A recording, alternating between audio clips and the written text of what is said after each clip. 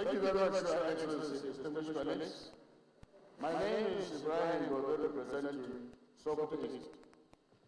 If you will remember, sir, I circulated this paper saying that all the three of us have endorsed this that over 43 of personal explanation, please. By the indulgence of the Senate and the leave of the President of the Senate, the Senate and all the three of us have endorsed this that over 43 of personal explanation, please. By the indulgence of the Senate, arise upon the explanation. The terms of the proposed statement shall be submitted in detail to the President of the Senate one his leave to make it so. This is not controversial. Your Excellency, I just want to inform you that we have withdrawn that petition based on what we have submitted as isolated. Distinguished colleagues.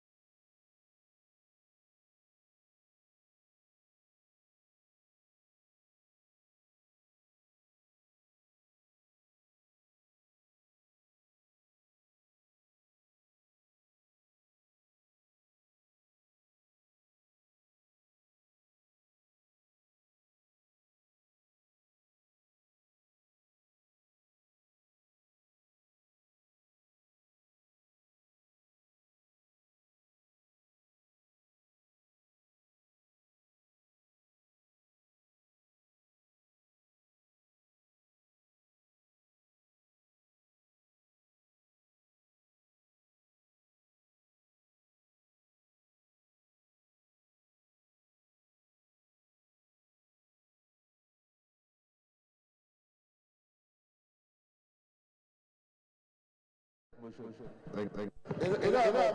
know what was going on. Leader of the Senate.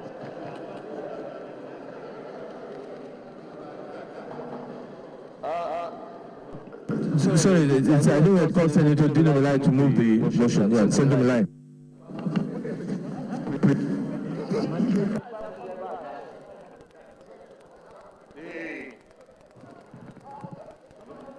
The performing Senate President, my colleagues, my name is Dino Malai.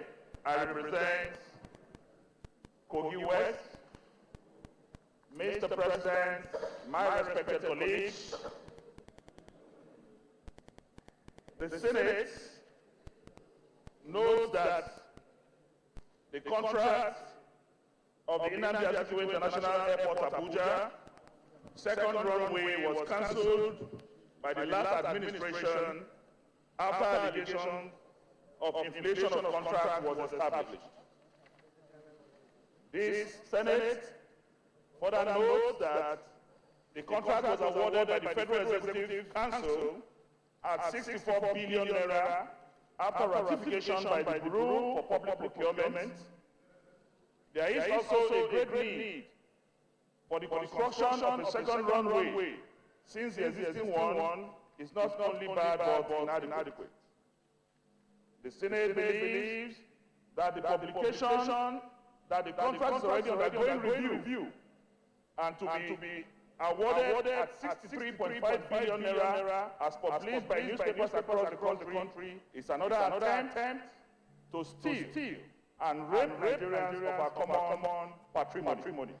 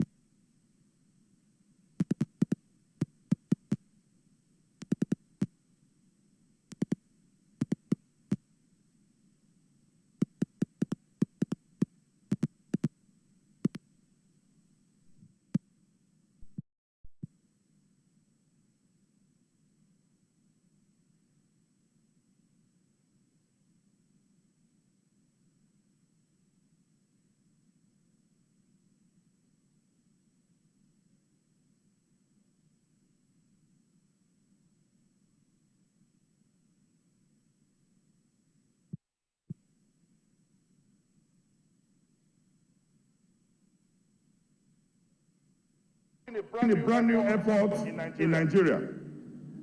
Further worried that the new Terminal 5 at the Heathrow Airport in London, with 4 lanes of 4-kilometer runway, cost less than 25 billion naira, and constructing a 3.81 lane runway for 63.5 billion will be a waste of funds considering Nigeria's present economic situation. The Senate, Mr. President, my dear colleagues, is therefore persuaded that as representative of the people, we must advise that due process and strict adherence to public procurement Act be observed in the said contract of the second Abuja Airport runway. Convinced that if this is not brought to the attention of the government now, there may be another fraud in the making. Given the comparative analysis of cheaper costs across Nigeria, Mr. President, my beloved colleagues, airport runway, the Senate therefore convinced that if this is not brought to the attention of the government now, there is urgent need for runway, given the comparative analysis of cheaper costs across Nigeria. Senate therefore, Mr. President, to ensure that airport runway, the Senate therefore convinced that if this is not brought to the process of the government, there is urgent. 3. To call on the federal government to drastically reduce this unrealistic cost and monitor the contract award process. Mr. President, my colleagues, we as representatives of the Talakawas, of the Mekunus, of the have-nots, will not sit and allow our common patrimony to be wasted. Mr. President, this motion was raised in the House of Representatives 5 years ago. In 2009, Mr. President, this particular project was appropriated for, and it was 8 billion naira in the 2009 budget. But somehow in 2010, the same project, the same design, the same specifics, Mr. President, was ratified by the Federal Executive Council after passing through due process for 64 billion. When I read this motion then, the then President invited me and collected all the data and set up a committee headed by Sheikh Lemu, and that committee reduced the contract to 49 billion. I came back to the floor and said 49 billion is still a rape of our common treasury. As a result of that, Mr. President, as he was then, cancelled the contract. The contract is now surfacing again. Jigawa Airport is the newest of all. And if we carry out a political analysis of the cost of Jigawa Airport, compared to this satanic figure of 63.3, then this Senate have no choice than to ask that while we need a second runway, it must be done within the provisions of the Public Procurement Act. I will not want to belabor us with unnecessary commentaries or rhetorics, but I want to implore my colleagues in the interest of our oath to please support this motion and make our government and our agencies responsible. I so move, Mr. President.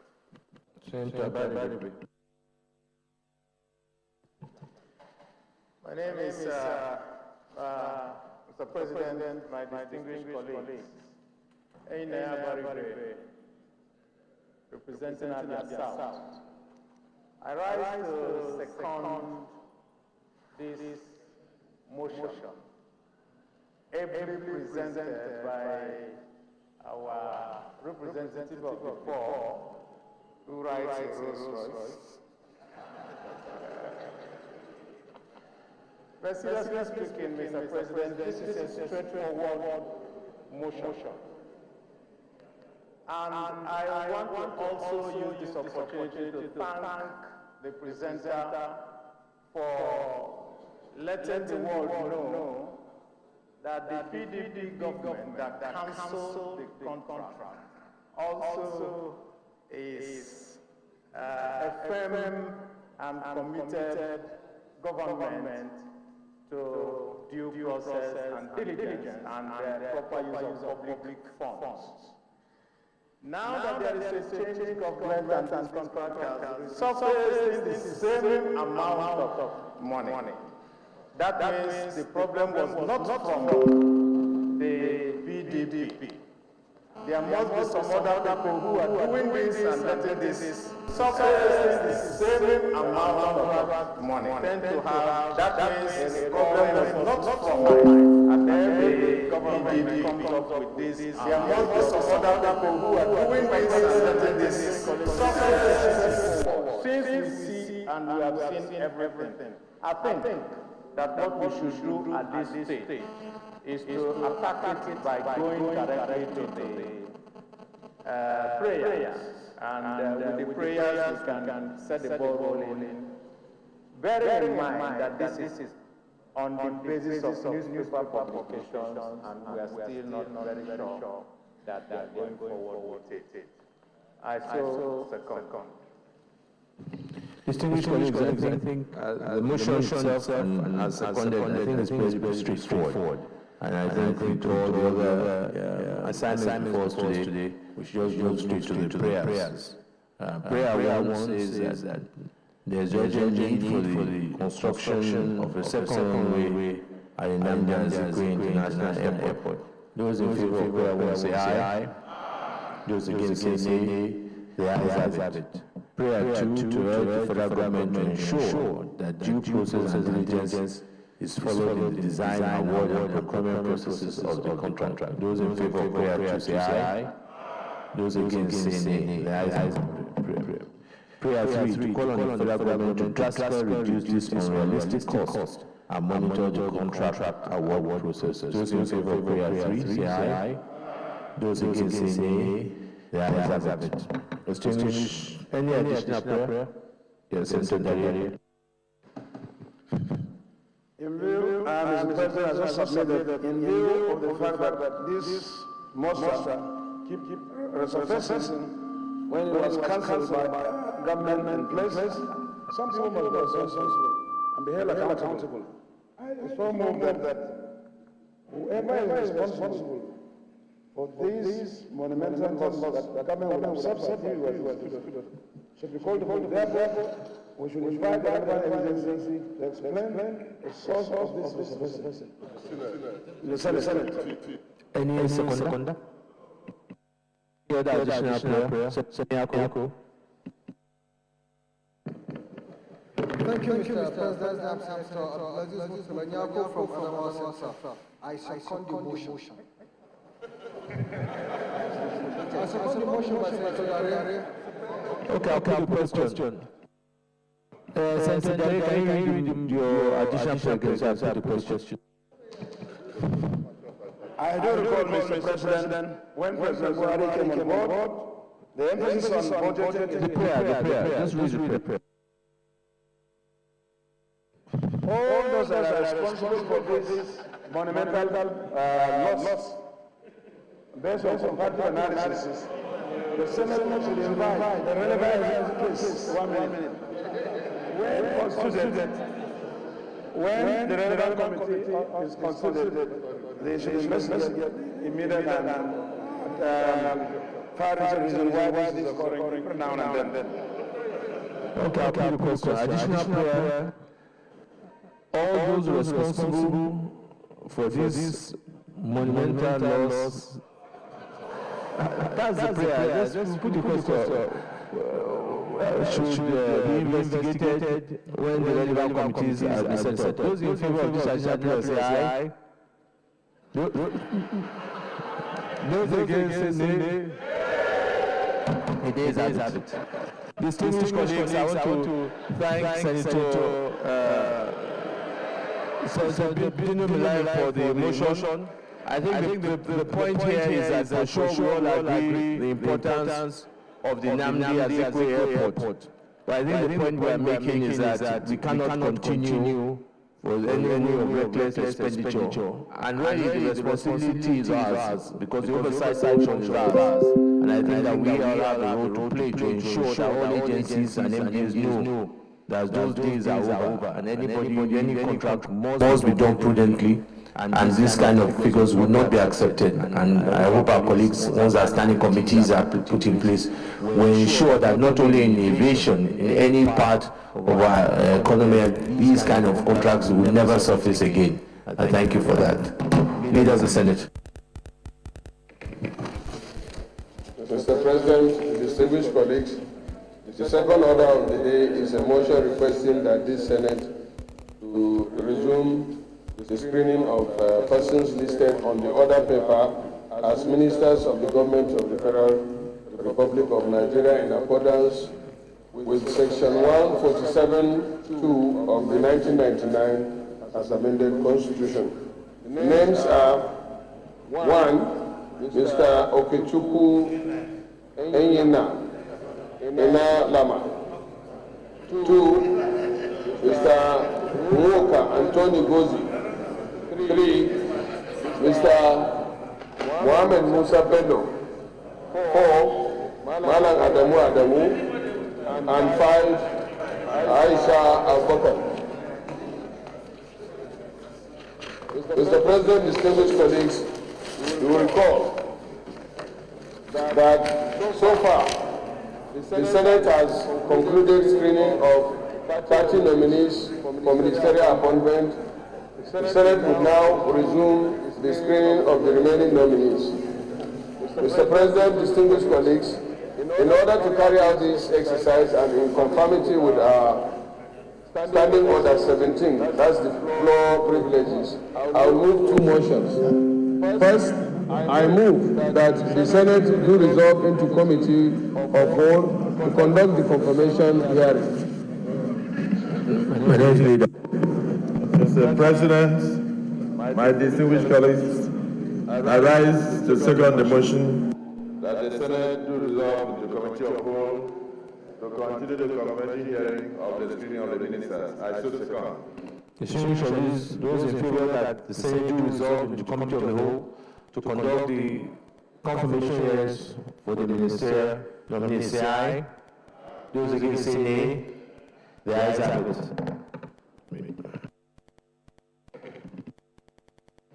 Mr. President, secondly, I move that this Senate to admit the nominees and special advisor to the President on National Assembly matters and other interested parties into the Senate chamber.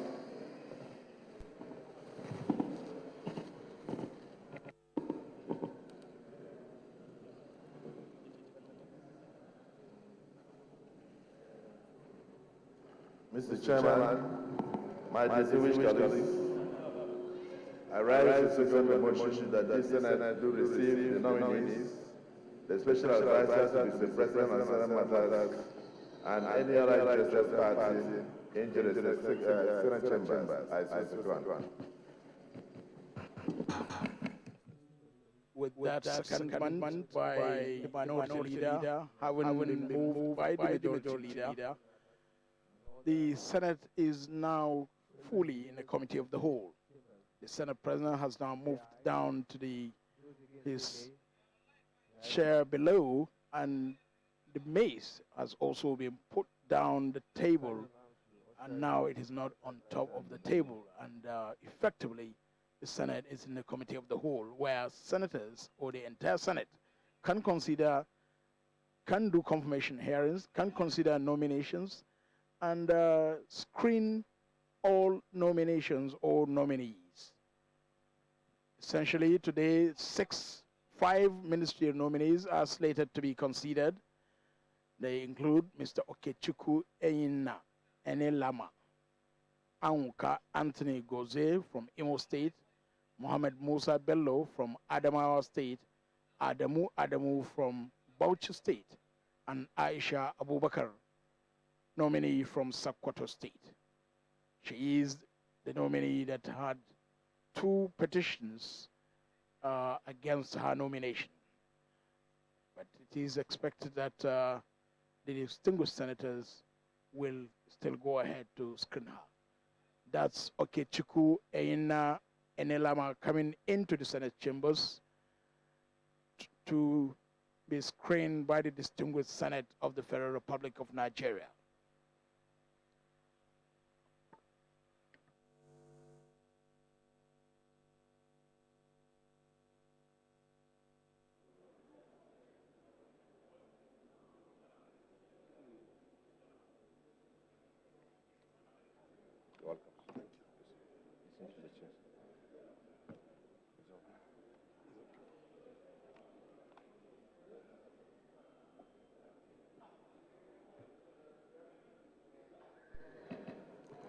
Distinguished colleagues, the first ministerial nominee we have with us this morning is Mr. Okechukwu Eina Nalama. Mr. Nalama, you are welcome. We all have your CV. We want you to give us a brief introduction of yourself. The areas in your CV that you want to emphasize on, or the parts in your CV that have been omitted, this is an opportunity to speak on those issues. After that, we take a few questions from our distinguished senators.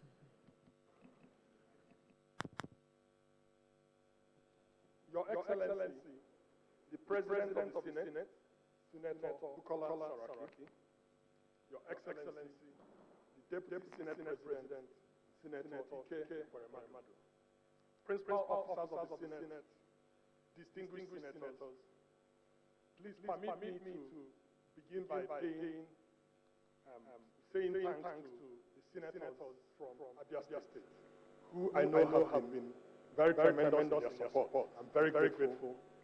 I want to acknowledge His Excellency and distinguished Senator D.A. Oji for all his support, distinguished Senator Enyinnaya Abaribe, and distinguished Senator Mao Umabonga.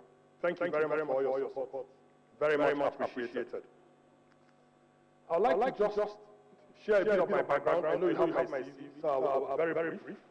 And then also share with you why I feel it's a real honor to be called to serve at such a time as this.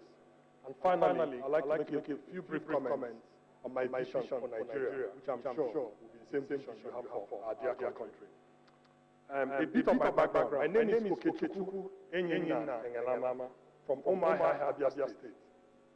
I qualified as a medical doctor in 1985 from University of Nigeria, Enugu campus. After a very brief stint in medicine, in 1988, I decided to pursue a career in finance. That took me to the firm of chartered accountants and management consultants called Arthur Andersen at the time. That firm has since evolved into KPMG Professional Services and Accenture. While with Arthur Andersen, I qualified as an accountant, and I might add won a number of national prizes during the examination. I then decided to do an MBA at Harvard Business School, and had the good fortune of being admitted in 1992, and I graduated in 1994. Again, by the grace of God, I graduated with a high distinction and also won the prize for finance in my set. I then started a career in international investing. That career took me to first New York and then to Africa, where I spent some time in South Africa and eventually returning to Nigeria in 1998. In that time, between 20 years I've been pursuing this particular career, I have focused primarily on attracting capital, institutional capital, both international and domestic, to work in the private sector of the economy. I've also been involved in other nation-building efforts, which I'll be happy to share with you. But what comes readily to mind? Since I returned in 1998, I have been part of the Nigerian Economic Summit Group, which is a public-private think tank that deals with how to improve the economy and improve the nation. In terms of my background, I would also like to say that in having been here in Nigeria, I've also been involved in other community efforts, some of which have related to my passion. For instance, I got involved in an attempt to restore my former school, Government College Umuahia, to its former glory. Most schools have suffered as a result of all the things that have happened over the years, and I had the fortune of being part of that process. and as part of my own attempt to give back to society. I'd like to spend a few moments and talk a bit about why I feel highly honored to be called to serve at this time. First, I think this is a unique opportunity to be part of what I believe is an ethical and responsible government that wants to provide enlightened leadership that will help our country reach its full potential. I also believe that challenges we're dealing with are many, and it's much better, from my point of view, to be part of the solutions rather than sitting on the sidelines and commenting on what ought to be done. Finally, I also want to say that as for me and my generation, we have benefited so much from this country. And I think there comes a time when one must give back. And I view this as good an opportunity as any, particularly being called for at the highest levels of government. So I think it's an honor and a privilege to be invited to serve. And I want to thank both the President and also the Senate for the role you are playing in this process. What is my vision for Nigeria? I want to say I completely identify with our President's vision of an inclusive economy that will create shared prosperity for all our people. I believe, however, that to create an economy, there are some things we must do right. One is that we need to build an economy that is inclusive. What do I mean by an economy that is inclusive? An economy that creates jobs and ensures opportunities for all Nigerians. I would say that's the singular most important challenge of our time. And it's not a unique Nigerian challenge, but it's a challenge that we will do very well to focus on and solve. Secondly, I also believe that we have to increase our capacity to invest in the physical and social infrastructure that we need to reach our full potential as a nation. And part of doing that will involve increasing our revenues, particularly the non-oil revenue, in a way that will be significant enough to make us comparable to what we see in other countries. I can talk more about this, but just by way of illustration, if you look at the taxes we collect in Nigeria compared to all our peers, as a percentage of our GDP or as a percentage of revenues, is quite small. And I believe that no country develops without having some kind of social contract with people. One of those social contracts that our citizens pay their taxes and companies pay their taxes, they also have increasing expectations from their government. And I believe that Nigeria will do well to be part of that social contract. And at the same time, clearly having been blessed with oil, it would be nice to find ways of continuing to increase and improve the production and the policies that enable more to be done in that area. The final thing I want to say in my brief comment before I conclude is, I believe also that there is an opportunity for me to play a role in the kind of collaboration and linkages we will need to succeed. I think there are various elements that you have to bring together to build a robust economy and a successful nation. And to do that, you need people who can build collaboration and linkages between various stakeholders. I'll be privileged and honored to be part of those people who will be building collaboration and such linkages. In conclusion, I believe we have a unique opportunity under the leadership of our President, Muhammadu Buhari, to build a great country we can all be proud of. I'm highly honored to be nominated to be part of the leadership of our country at this unique time in our history. I assure you that if confirmed to serve as a minister, I will work tirelessly in conjunction with all the other stakeholders to play my part in building a great Nigeria that our children and grandchildren will be proud of. Thank you.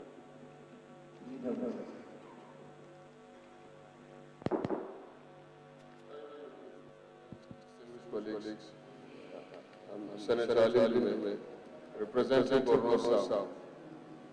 Mr. Nominee, your brief summary of your disease is impressive, and we have seen such impressive presentation of CVs. The problem we have in this country is enormous and challenging. These theories will not work for now. What do you think the Nigerian government and you as part of the team would really need to do to save two things that are seriously confronting this country and responsible for most of the problems we have, like restlessness, kidnapping, armed robbery, all that. What would we do to address the issue of our almost collapsed industries and private sector that will be responsible for most of the employment? And secondly, the issue of youth unemployment, which is tied to my first question. What would the government do immediately to arrest this situation?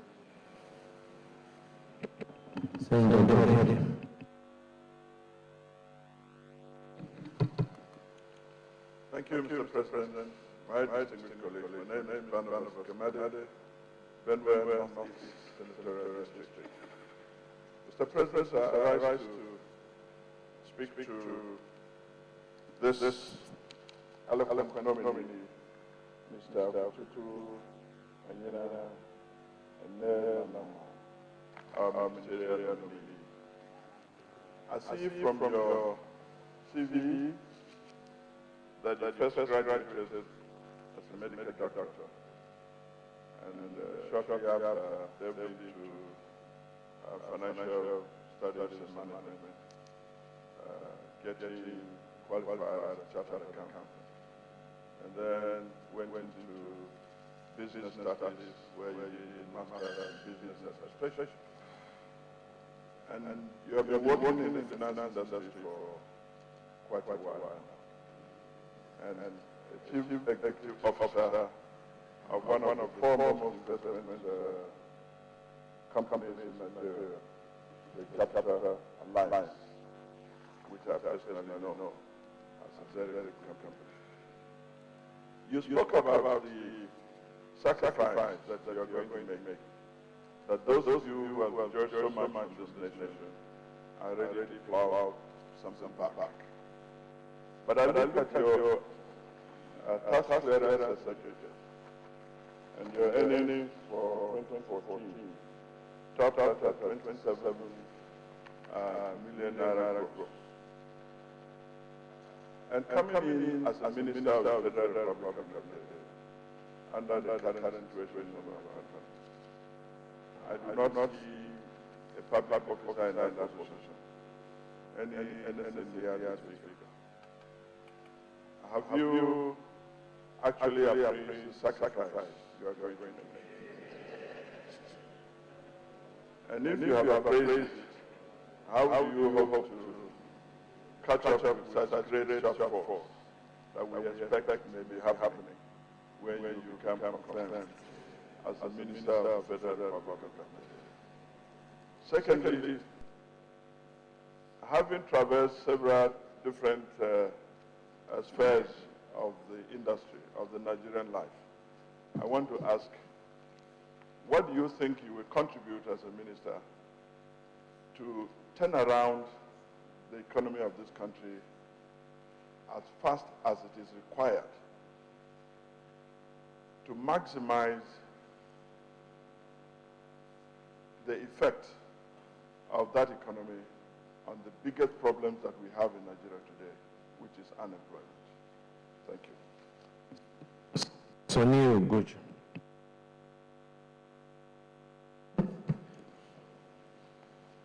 Mr. Nominee,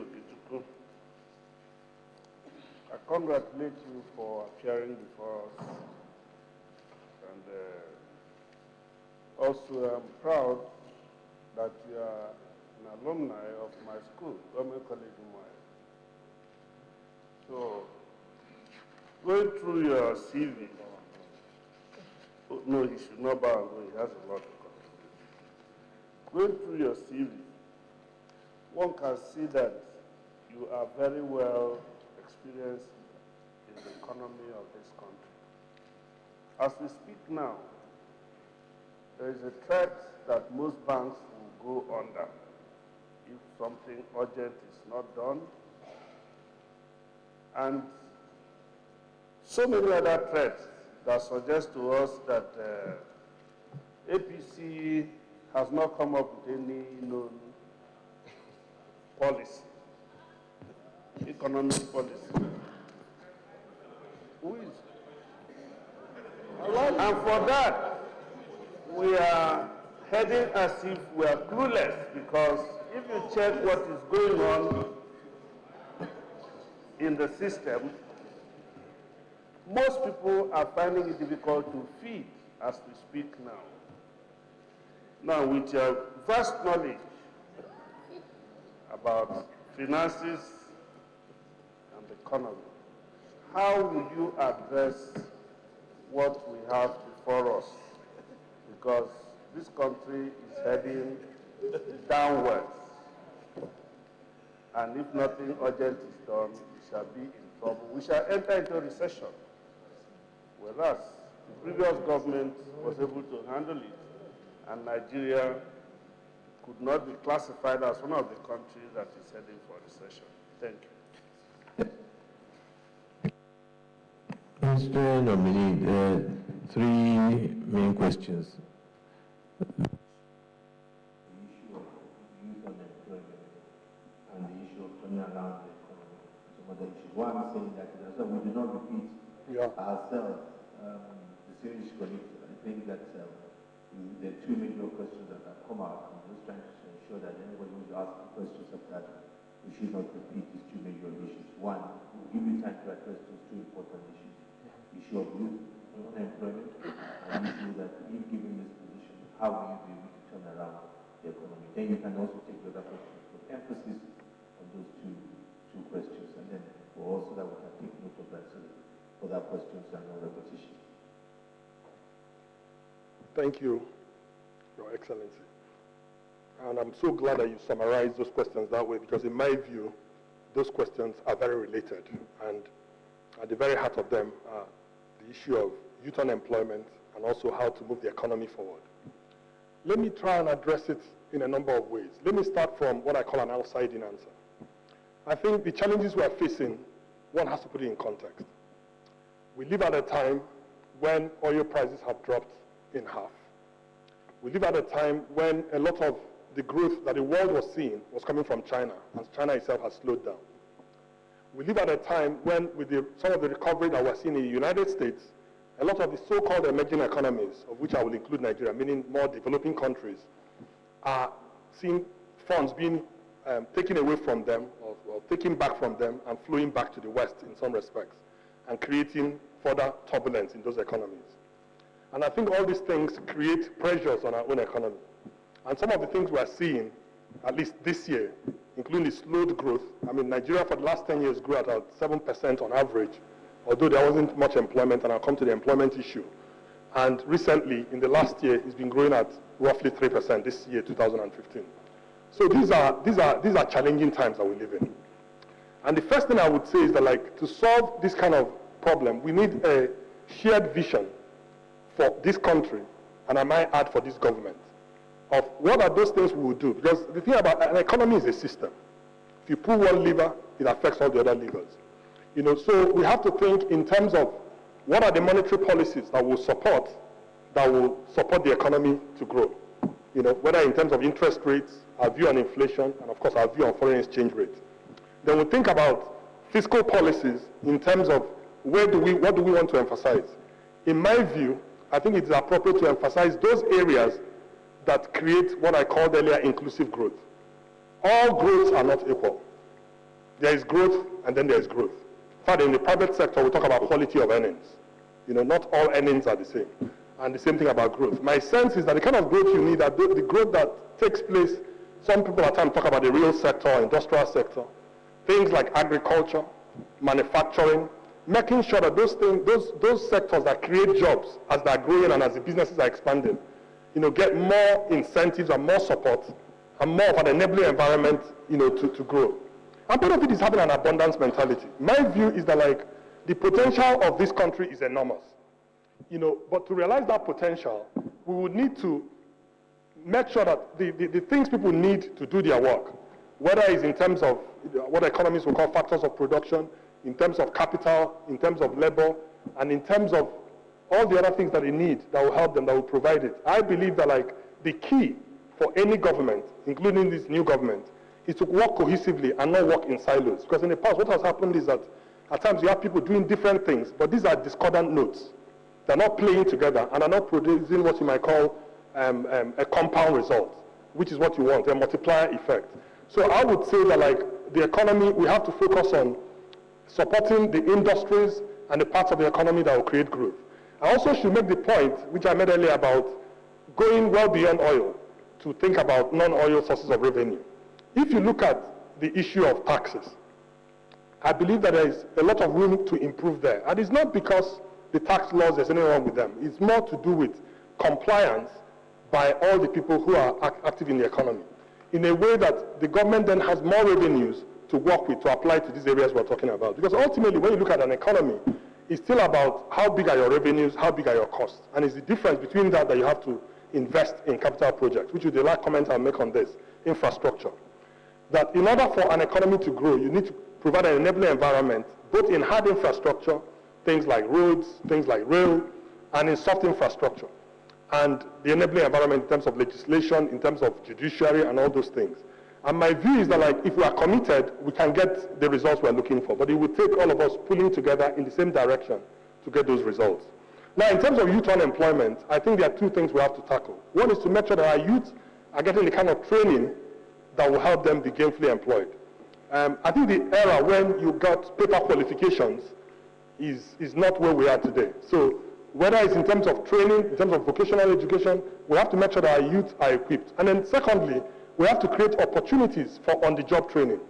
Because I will tell you that the most important thing a young man has to get is skills. You know, the money can come later. So even if they're not as well paid, provided they are getting the experience they need, you know, which is why, again, I emphasize the things that require a lot of labor and a lot of training. And so my view is that, like, it's by working cohesively, pulling in the same direction, that will solve this stubborn problem of unemployment.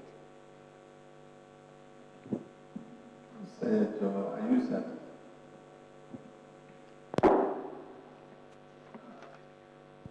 President, Senator Aliu Sabi Abdullahi, I represent the good people of Niger North. Mr. Nominee, let me join my other colleagues in congratulating you. I will be very direct in two questions I have for you. I have seen you qualified first as a medical doctor and then became an international investment or financial expert.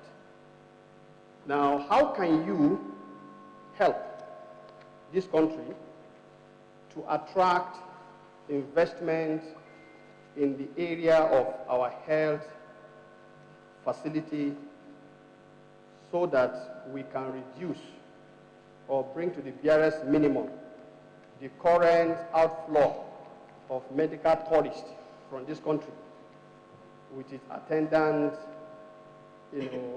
pressure on our foreign exchange, given your wealth of experience in both the medical treatment and then the pharmaceutical area.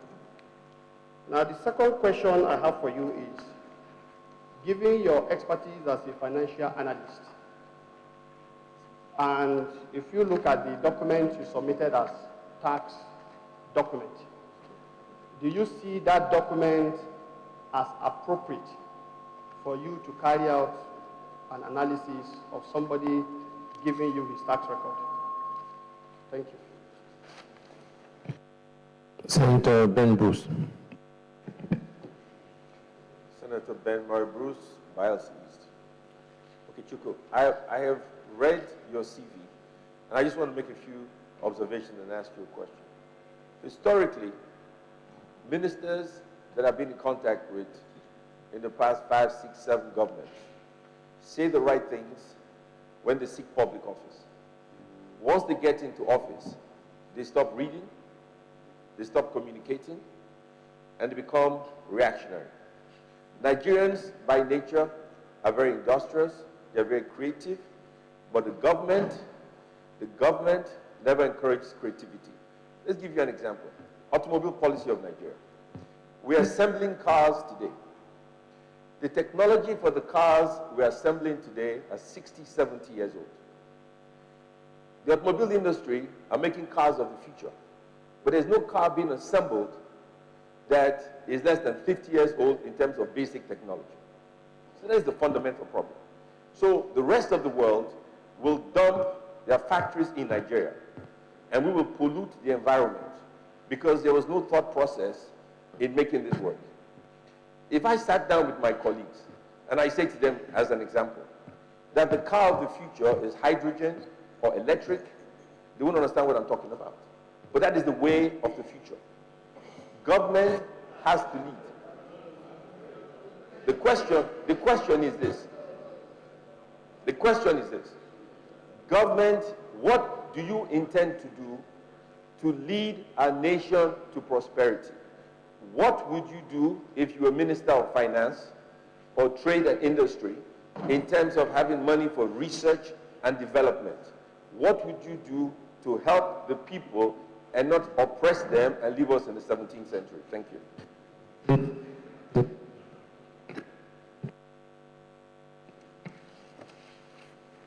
Thank you, Mr.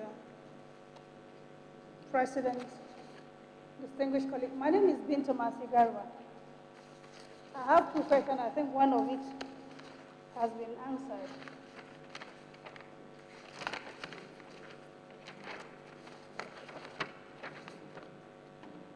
Do you think the administrative control of the foreign exchange represent the best options in the management of the Naira exchange rate in view of the implications on domestic production rate, investments, and capital inflow? Thank you very much.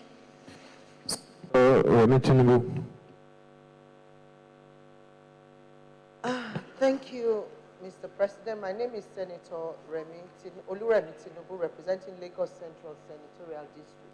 I think I'm going to toe the line of Senator Ben Bruce. I will welcome you to the government of change.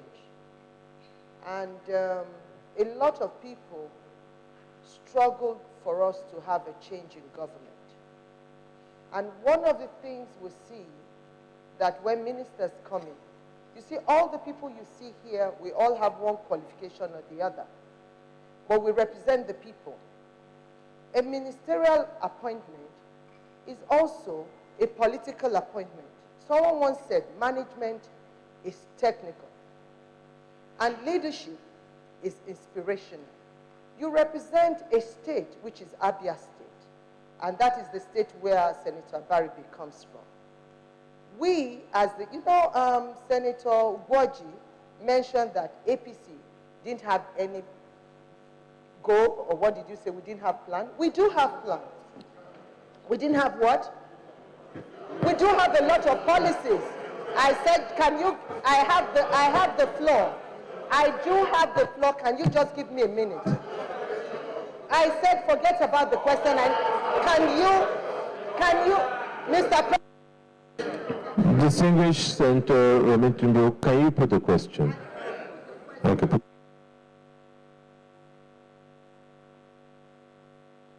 Thank you so much. I will put the question, but I just want to lay some foundation.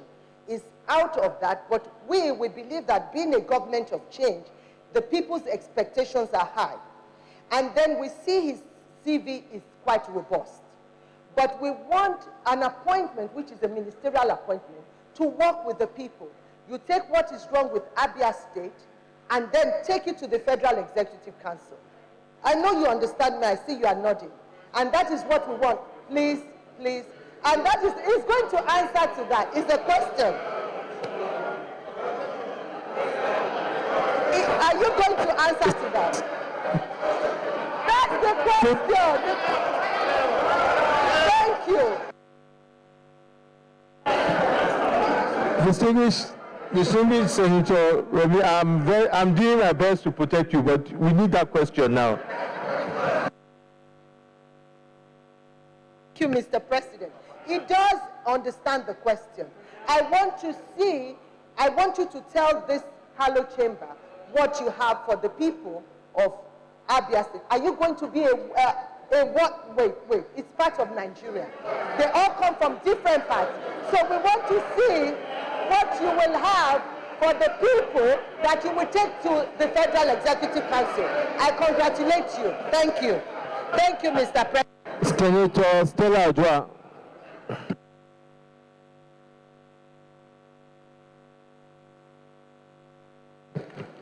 Thank you, Mr. Chairman, my dear colleagues. Mr. Nominee, congratulations. My questions are few, just about two. One is Southeast region, the economy of Southeast region. As you are aware, we are landlocked And so several things has to be put in place for Southeast to have an economy. My question is, do you think with all the potentials that we have in Southeast and with all the limitations that there should be an economy within the zone? If so, what should you put in place? Or rather, what can you put in place for there to be Southeast economy, taking into consideration all the potentials? That's one. Two, what do you think we need to have a bottom-up economic growth in Nigeria? If you take, for instance, all the nations that have really emerged as economic giants, what do you think they have done that created the enabling environment for them to have holistic bottom-up economic growth? And I think we need to have that. Finally, when it comes to rural development, clearly we lack facilities and infrastructure for that. My question is, if you get to the federal cabinet, what would be your policy directive in that regard to ensure that our rural communities have the requisite facilities and infrastructure that will create the enabling environment for the economic growth? Thank you, Mr. President.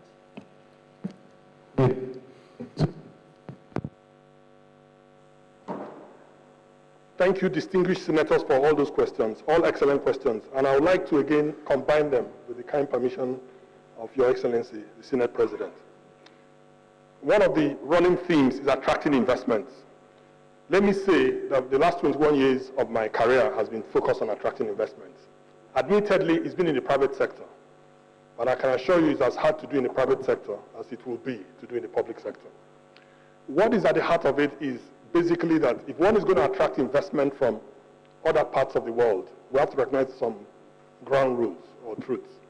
The first one is that we are in competition with other destinations. So most people will invest in places where they see that they will get a return, not necessarily because of a moral obligation or some other obligations. And the world is moving away from aid and more towards trade and investment. So I think the points that were made about making our nation an attractive destination for investment is a good one. Fortunately, we have many things going for us. For instance, the demographics and the population. Most people know that a lot of investments feed off people. I mean, the number of people you have. That's why Nigeria is called the giant of Africa. We are the largest population by a wide margin, and we are also a fast-growing population. Those are the things that are music to the ears of investors. They want to hear the consumer story, as they call it. So I believe that we can attract investment. And this is particularly true for health, which was the first question. That if you look at health, the nature of health is that no nation can say it's truly developed if its health care has to be delivered outside. The same thing is true of education, by the way. So I believe that with the number of people we have, we just have to create the kind of environment where even our own healthcare experts, doctors, nurses, because a lot of health has to do with the training and the quality of the healthcare professionals, are able to work in this environment. Whatever it would take to attract them, I think is important. Then you talk about the facilities. I'm a great believer in the partnership that can develop between the public sector and the private sector. And that includes that for the private sector, what they want is a profit motive. For the public sector, what they want is a social safety net or social services to the people. And those two things can coexist. And they have coexisted in other climes and other parts of the world. So my view is for us to create an enabling environment that will make investments come in, where for those that are investing in the private sector, they can earn a fair return, and then from the point of view of government, given the limited resources we have, and both in terms of money and people, we are drawing resources both externally and internally. And I believe that as we signal to the world that we're a friendly destination and that we will not be hostile to their investments in our country, I believe that you will find that many of them will come wanting to invest here. Already in my private sector career, I've had many instances where I discuss with many people from all over the world, both from the US, from India, where all the medical tourism go, and from Europe, who want to invest in this place. And in fact, one of my classmates who is still practicing told me that he believes that the amount of investment that will go into healthcare in Nigeria over the next 10 years will be enormous. And that's something, that's a view I share. I want to then use that to get to the next question around the automobile industry, which again is dealing with investment, but now linked to technology and moving from what I call looking back to looking forward. My view is that like the point that distinguished Senator Ben Bruce made about technology is very important. That the world is increasingly technology driven. We live in a world that is driven by the forces of globalization, technology, and the flow of information in a way that like no nation can truly develop without being immersed or being part of this new world we live in. And I believe again that Nigeria has the population to attract the best in class when it comes to technology, whether it's automobile. I think a lot of it has to do with the kind of arrangements we enter into, which is why I believe that a government that is truly ethical and responsible and that brings in people who have the competence ought to be able to negotiate and enter into the kind of arrangements that will bring the best. There's no reason why we should be playing second fiddle or getting things that are substandard in our country, given the enormous negotiating power and leverage we have. And I believe that this government will ensure that we get the best because we know what the best represents and we will be able to negotiate it. And that will include technology and making sure that even in the automobile industry will go forward. And I think also as it relates to the issue of shared prosperity, there is no question that like all these things are interwoven. If you create the enabling environment and cars are being assembled here, industry is growing, then it will create employment, and of course the services will also be used. By the way, let me also say that these trends are already in place. It's just that are not happening fast enough. My view is that like we need more of an enabling environment to speed up the trend in terms of investment, because that's really what we lack given the population we have. The next question has to do with foreign exchange and foreign exchange management. In my opening comments, I said that one of the areas that one has to look at is the kind of policies that will create an enabling environment for you to achieve inclusive growth, shared prosperity, and employment. And there is no question that foreign exchange management is one of the monetary policies that a country has available to it to use. Like all such things, you have to weigh what I call the different factors at work in foreign exchange management. On the one hand, for those that want to see a currency that is weaker, what they're saying is that like, if you weaken your currency, then it is easier for you to, create export, an export environment. However, you have to create all the enabling environment to export. If, for instance, we're exporting only crude oil right now, and we haven't done enough to create an environment for industry and for other things you can export, you may find that like your foreign exchange policy may run ahead of some of the other policies. I'm a great believer that like all these things have to work in consonance, in synergy, to create the right environment. I can understand why, and also in managing, I've had, for instance, the government talk about demand management of foreign exchange. But supply management is also important. In other words, by supply management, I mean those things that will create more foreign exchange. Because if you try to manage the demand side alone without managing the supply side, what will happen is that if the supply keeps dwindling, then you will keep managing down, and you could actually get into a catch-22, where you don't have enough foreign exchange to produce the goods and services that you need, in order for the economy to grow. So my view is that we have to look at this holistically and create an enabling environment where people actually want to invest their money, because that's how the foreign exchange flows in. By inviting it in, that creates a supply, which in turn you can then make available to those who demand foreign exchange. And I think this can be done. I believe that the government has enough levers to work with to create a robust supply of foreign exchange by attracting foreign exchange investments, and then of course, making supply available for those that want to import. Now, I was also asked the question around, people, how would you be people responsive by distinguished Senator Remi Tinubu? How will you respond? How will you be responsive in terms of people and making sure that like you're not in isolation as it were from the people, whether it's from Abia or from other states or the nation at large? I mean, my sense, just watching what we have seen in the last several months, is that like the government we have is a government that is very keen to bring the people into the economy and to get the benefits of governance for the people. And in inviting people like us, I believe that we'll fully identify with that. In other words, what we'll be looking at, and I'm not saying it's easy to do these things, will be what are those policies that will create shared prosperity?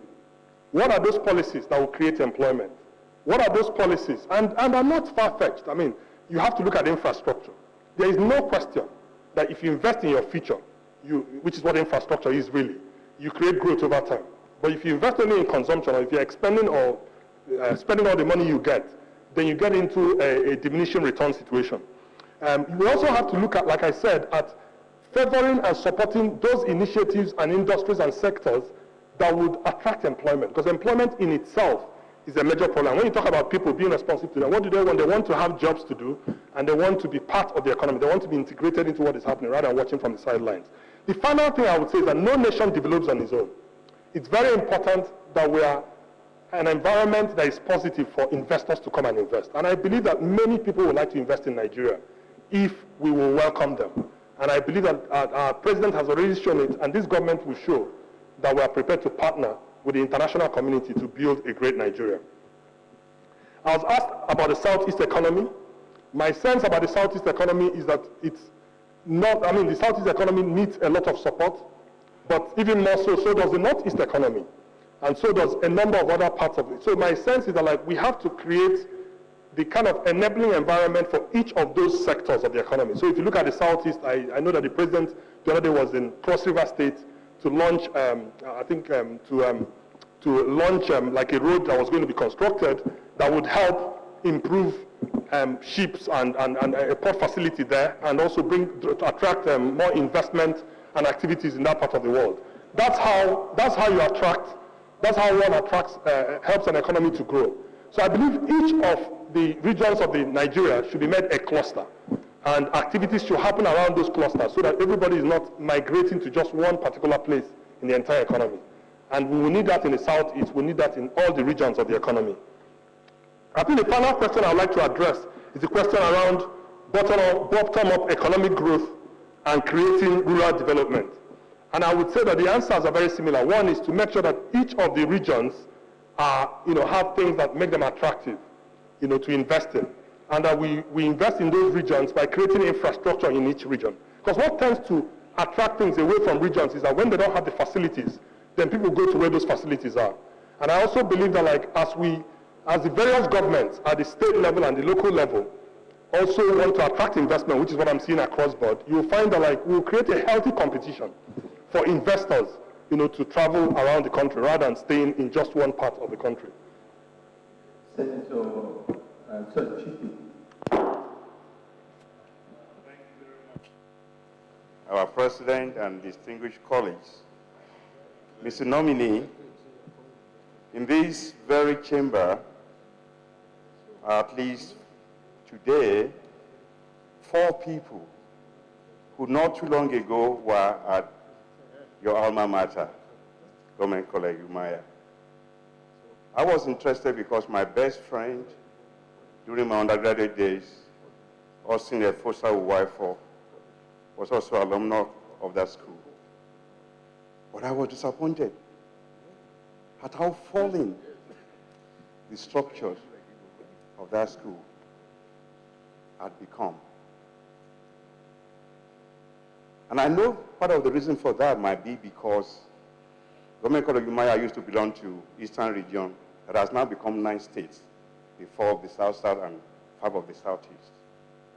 So maybe the alumni no longer care for their school.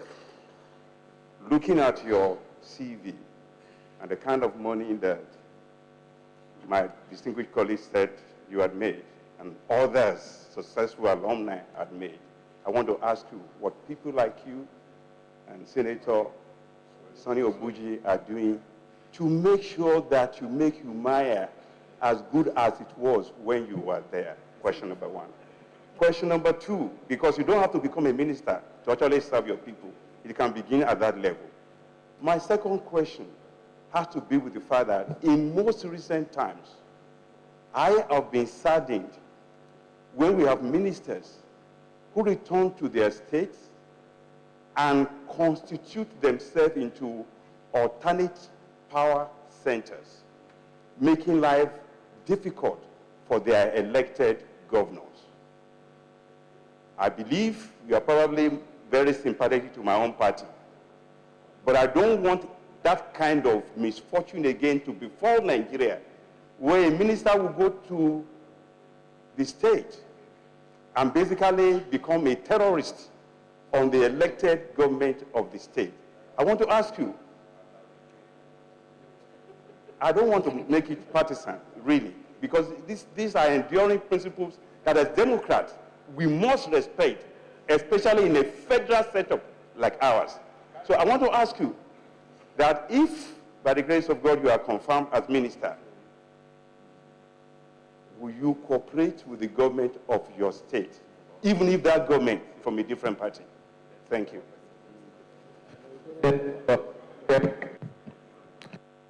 Okay.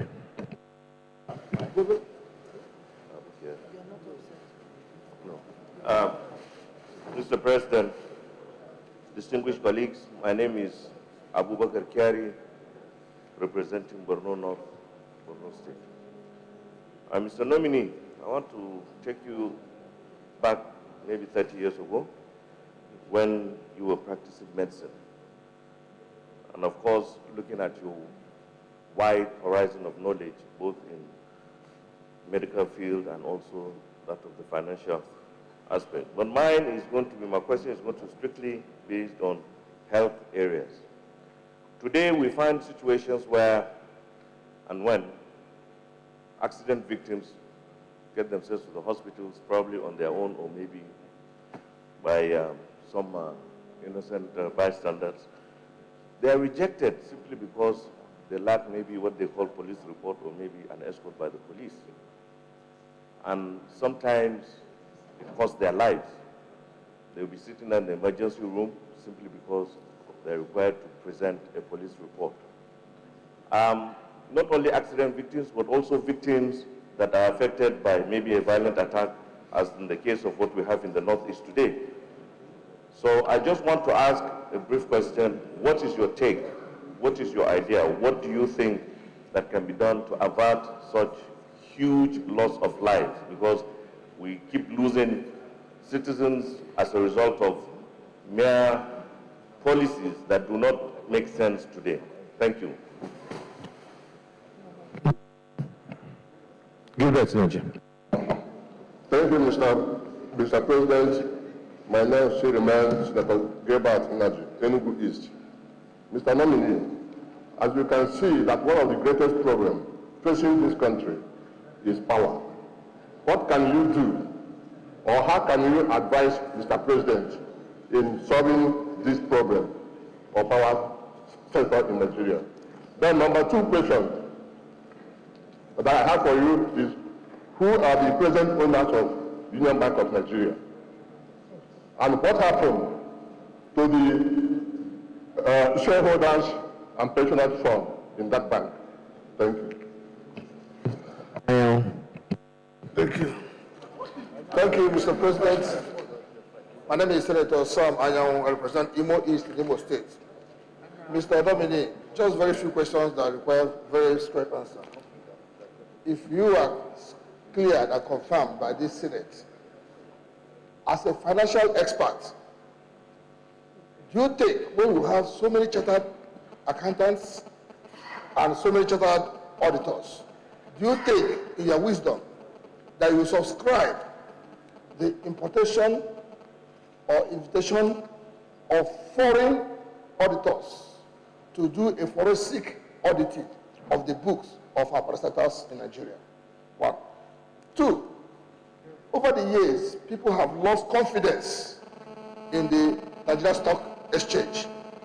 People have lost money.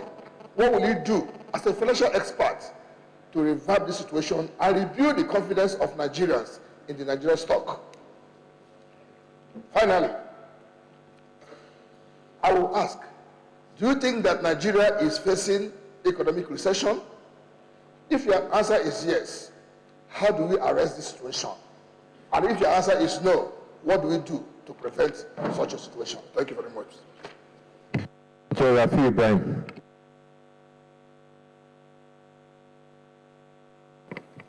Thank you very much, Mr. President, Chairman, my distinguished colleague. I'm Rafi Ibrahim. I'm from Kwara South. Mr. Nominee, my question is your opinion on burning issues in the economy as an expert. I want you to tell this Alu Chimba your opinion on rebasing of an economy like ours, the pros and cons. Then number 2, what is the implication of the JP Morgan delisting of Nigeria? What do you think is happening to the economy now? What do we need to do going forward? Then I am aware that you should know the activities of the Financial Reporting Council. In the last administration, they were controversially used to remove the CBN governor. They've started their activities again. I know you are aware, with the issue of Stanbic IBTC. How do you advise this government to handle such an organization in Nigeria? Thank you very much.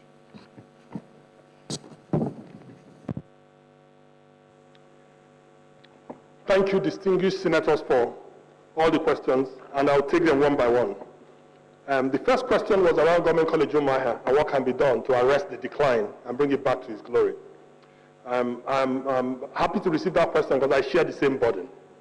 And frankly, I was burdened enough, along with other old boys, that we decided to do something about it. So the first observation is that the old boys of the college are actually very, very keen to see the school return to its former glory. The challenge they had in the past was because the government was the college was controlled by government, the ability of the old boys to get involved was very limited. The good news for us as old boys is that, fortunately for us, during the time of His Excellency TLG as the governor of the state, he very kindly acceded to the request of the old boys, and I might add under my leadership, to allow the old boys to establish a trust that will take over the management of the school with the sole aim of returning it to its former glory and becoming the leading light it once was. That process is now underway, and I believe that it's something that will make not just old boys of Government College Umuahia, but really for all the people of Nigeria in terms of excellence in education, having a proper school done that will be an example for others to follow. And already we're getting calls from several other leading schools that have suffered a similar fate, wanting to do likewise. So I believe that this is the beginning of something very good that is happening. And I want to thank His Excellency, the former governor of Abia State, for the wonderful support he gave to us. Thank you, Your Excellency. Now, the second question, which is an easy one for me to answer, because I know I don't belong to that class, is one around ministers and what I might call political activism in their various states and even to the point of hostility with other stakeholders in the state. I have been told that part of the reason why I was asked to serve is that I'm a technocrat, or I'm somebody that will bring his expertise in his own field to government. While we clearly intend to be responsive to the government, including the home government from the states I come from and the national government, and I might add this hallowed house or this hallowed Senate, let me also say that I do not have the kind of political interest to want to start building a power base that will be in competition with those really you should be collaborating with, that was rightly pointed out. My view is that we all have to work together to, for the good of the people. And frankly, I would derive the greatest satisfaction from being part of giving back to society in a way one can feel that yes, you did something for the people. The other question I was raised was around healthcare delivery and emergency care, particularly what happens when people unfortunately get into accidents and how do we handle that. I believe that for a society to actually emerge and become a modern society, we must be able to take care of our own, especially when unexpected accidents happen. I guess that's why they're called accidents. Or even for people who are the lowest levels of society, there has to be some basic services that as a social contract we can guarantee to our people. And part of it is that emergency care. I also believe that in providing that emergency care, that at least from a medical standpoint, it's important that care is given to sustain life first and foremost before one gets into administrative bottlenecks that could lead to loss of life. Now, on the question around power and what can be done, I believe that what we need to solve the power problem is collaboration between the public sector and the private sector. The problem is a big one, and the investments that are required are enormous. And I believe we need investment from international sources and from local sources. And the role of government really is to provide an enabling environment. And I believe government is already on that path. I mean, a lot of power has been privatized. The challenge is creating an enabling environment to attract capital into the sector. And I hope that as part of the economic policy of this government, we'll create such an environment, because power is something that clearly, when invested in, can yield the return over the long term. It's a long-term investment, and we are committed to doing that. On Union Bank, my company, or the firm that I'm part of, African Capital Alliance, was one of the investors when Union Bank attracted a co-investor, I guess about 4 or 5 years ago, or maybe 3 or 4 years ago. Let me say that our process was a completely transparent process that was run by the board of the bank and the central bank at the time, and investors were invited from both internationally and locally, and we put in a bid and we won. And that process of sort of trying to restructure the bank and bring it back to its former glory has started, and I'm sure that's in the public domain. But only yesterday I saw a rebranding thing in the newspapers, or maybe even the papers today. So my sense is that our process is underway, and that the commitment that the investor group made is being honored. I might also add that all the staff were well treated. I know that there was a concern around unions and what might happen, but one of my greatest, the things that give me a lot of pleasure is that, like, Union Bank dealt with that issue in a very humane way and a very responsible way, and everybody seems to be happy with the way things are going. On the issue of foreign auditors and local auditors, my first reaction to that is that to have an abundance mentality. There's a part of me that wants Nigeria to be part of the global economy. Therefore, I don't want us to work in isolation from other parts of the world. But I believe that professionals from Nigeria are world class. And I believe that accountants, chartered accountants here, that the training is first class. Therefore, I can't conceive of a situation where they will not be considered qualified to do audits in Nigeria. But also, in the same vein, I believe that, like, there are some assignments where you might need to bring in some international expertise or even work with your colleagues abroad. As far as I'm aware, most of the accounting firms in any event are affiliated to other international firms. So they tend to work in collaboration. So it shouldn't be either or. It should be a matter of collaboration. On the Nigerian Stock Exchange and how to bring back confidence to the stock exchange and to people investing in stocks again, I think the key is transparency. And I know that the stock exchange is doing a lot of work in that regard, so that people get enough information to make sound decisions around what they buy. And the other thing I would say is that markets go in cycles. Unfortunately, most people have what you might call a loss aversion or a risk aversion, which means that, like, people don't like losing money. And when people lose money, they're very slow to come back. And as you know, in the last few years, a lot of money was lost on the stock exchange. So I think the reaction we are seeing is a fairly normal one, that when people lose money on the stock exchange, they're very slow to come back. But I do believe that the plans that are being made to increase transparency will augur well for the stock exchange.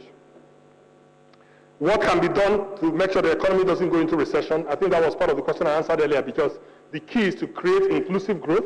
The economy is growing at about 3% this year. In the past, it's grown at about 7%. I believe we can return to 7%, even higher. The key is to create an enabling environment where the public sector and the private sector can collaborate and frankly, attract other investors, both internationally and locally, to come into our economy, because there are lots of services that are needed, and there are investors looking for opportunities to invest. We just have to create the enabling environment as government, and they will come and invest. And that's how we'll avoid a recession. On the issue of rebasing of the economy, what are the pros and cons? Well, I think it's confirmed what we already knew, that Nigeria is a very large economy, and indeed the largest in Africa. But like they say, to whom much is given, much is expected. When we do our metrics, when we do our numbers now, it shows that, like, we're not doing as well as we can do in terms of our potential. So if you look at the revenues of government, for instance, suddenly it looks very small. Because with the rebased economy, which is much larger, we realize that government revenues as a percentage of GDP is actually quite small. And it points out to us that, like, as a government, we need to create more avenues, to create more revenues, to build the infrastructure and social services we need for our people.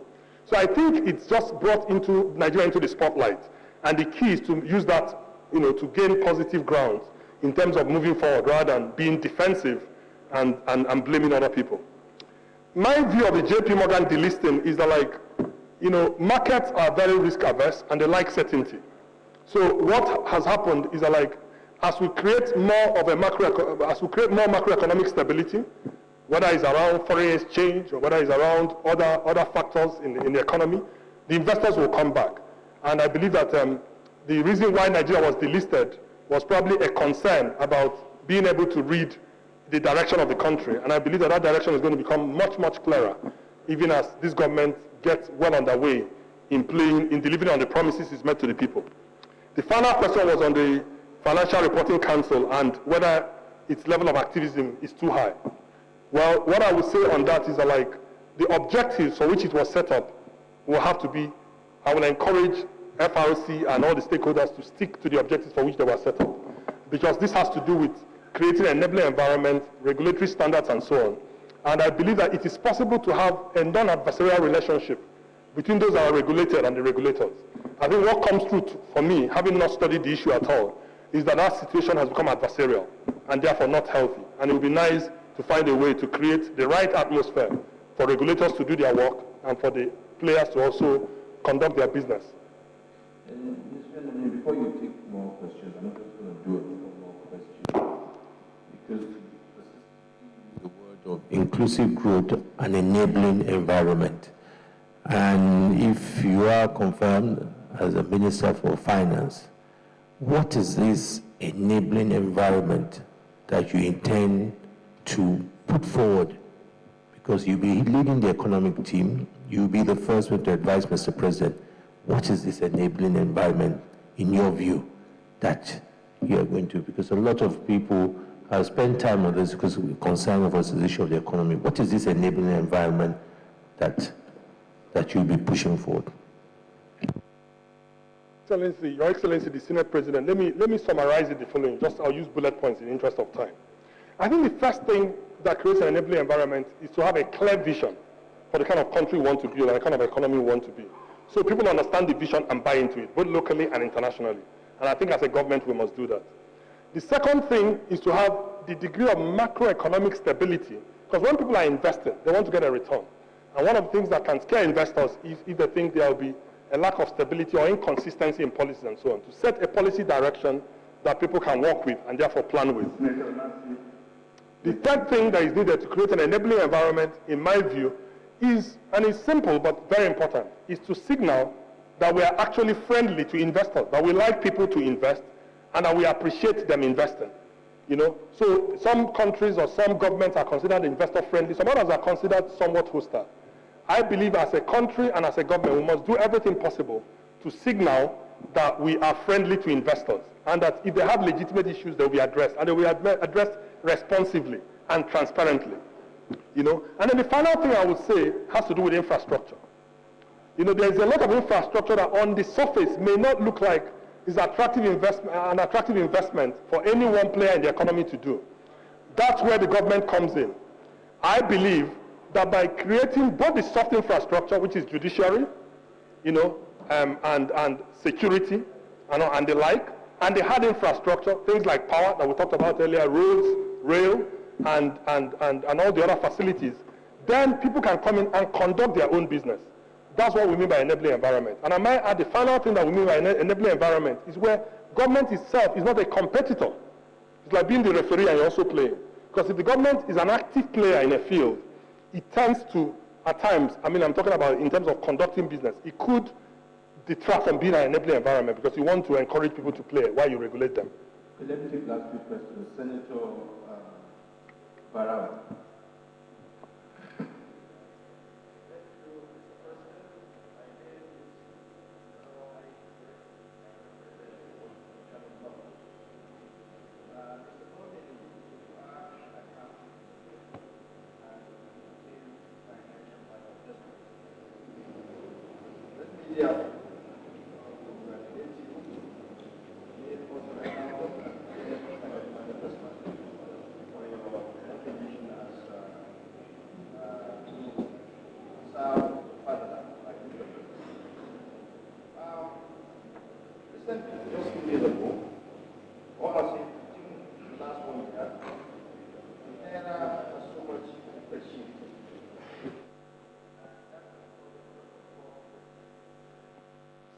There, the distinguished senator from Kano State is trying to ask his question, but it appears we're losing his audio. The challenge is from the Senate chambers, the audio panel of the Senate chambers. It is not the fault of the NTA, but we understand the engineers and the Senate chambers are trying to rectify it. but sincere apologies for that loss of sound. But we believe the ministerial nominee will take the question and you'll get to hear what was indeed asked by the distinguished senator from Kano State.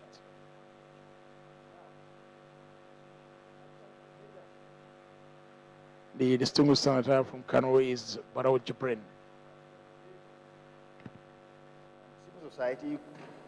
Civil society cried more than, said, this is, it's something that is not going to be accepted by them because it will further impoverish the already poor Nigerians.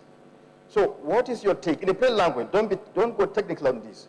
Nigerians will, because it's a silent debate now going on. So Nigerians will know where you stand on these two sides of the debate. That is question number one. Number two, one of the major problems that has curtailed the, creating a robust, that curtailed the, our need to create a robust private sector in this country has been the issue of very, very high interest rates. Our interest regime is not really palatable to our economy. It's about the highest, or it's one of the highest in the whole world, if not the highest. We understand, it's a fact, that when you look at the number one capitalist nation of this on earth, that is America, it has been able to control its interest rate regime at all times, during turbulence period and even when it is in recession at any time. It has been using government-backed securities and discount rate to either increase liquidity or decrease liquidity whenever it wants to increase interest rate or decrease interest in the system. Why can't we? I'm coming, please. Now, why is it that we cannot control interest rate in this country in a way that it will encourage robust private sector in this country? If you become a minister, assuming you become a minister of finance, how will you advise the government to create an enabling, to create a investor-friendly interest rate regime in this country? Thank you.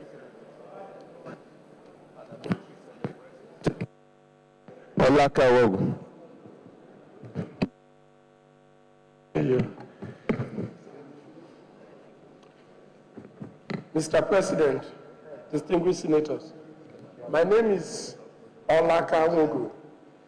I represent the people of the Southeast Senatorial District in Rivers State. Let me join those who have congratulated you, Mr. Nominee, and to tell you that so far so good in your responses. My questions are these. At the outset of this administration, it was discovered that we couldn't account fully for our income as a country because we had so many accounts our funds, federal funds, were in. And it was therefore decided that as much as possible, these funds be consolidated. So efforts are being made to reduce the number of accounts and make it easier to track our funds. However, in doing this, a vehicle known as the TSA was brought into being. The Treasury Single Account basically is an attempt to put all funds on a page so that at an instant you know where our funds are. We have a Federal Ministry of Finance which can, by administrative directive, easily tell all the MDAs to do this. Put your funds where we want them to be. However, information available to us today, which is also out there in the public, is that a consultant firm has responsibility for ensuring this. At a cost of 1% of collection, this firm has the duty of ensuring that the TSA functions. My simple calculation gives me this kind of figures. Our total spend is in the region of about 5 trillion naira as a country, at the federal level, about 5 trillion. 1% is about 50 billion naira. The Federal Ministry of Finance has a budget of less than 10 billion as a ministry. Therefore, if the Ministry of Finance does its job as it ought to, within the 10 billion, we can do this. In fact, they ought to do it. But we are spending about 50 billion to a private firm to account for money that is already in the system. Not money lost that we are trying to retrieve. Money in the system just to administratively put it where we want it to be. If you become a member of the Federal Executive Council, and as a finance guru, as you seem to let us believe, will you support that this program remains, or will you ask for a review in light of what it's costing us? 2, all the time we hear about, people talk about foreign investment, but I've also heard that at the end of the day, the task of growing your own economy strictly is largely the issue or the challenge of the people of that country. In the oil industry, with its falling prices, it's becoming more difficult to attract foreign investment. Is this not an opportunity, therefore, for us to, as much as possible, encourage local entrepreneurs, those who want to drill oil, those who want to refine petroleum products, those who want to play any role? Is this not an opportunity for us to open the space for such Nigerians who can source funds locally, develop capital locally, and become business operators? Would we always think that unless expatriates or people from other countries come into that industry, Nigerians, we think, are never qualified? We have people in the Niger Delta who are locally refining petroleum products, but all the time, our security forces are sent to go and dismantle their operations because they are considered substandard. Is this not an opportunity to grow these businesses and allow our people participation in this industry? Thank you. Questions?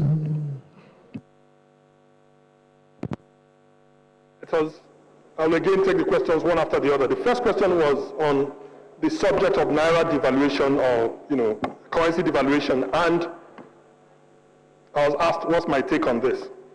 I had begun to sort of comment on this in my earlier comments, but let me just reinforce a few points on it in the interest of time. One is, the way to think about the currency and where somebody's currency is valued is a demand and supply issue, and there are points on both sides.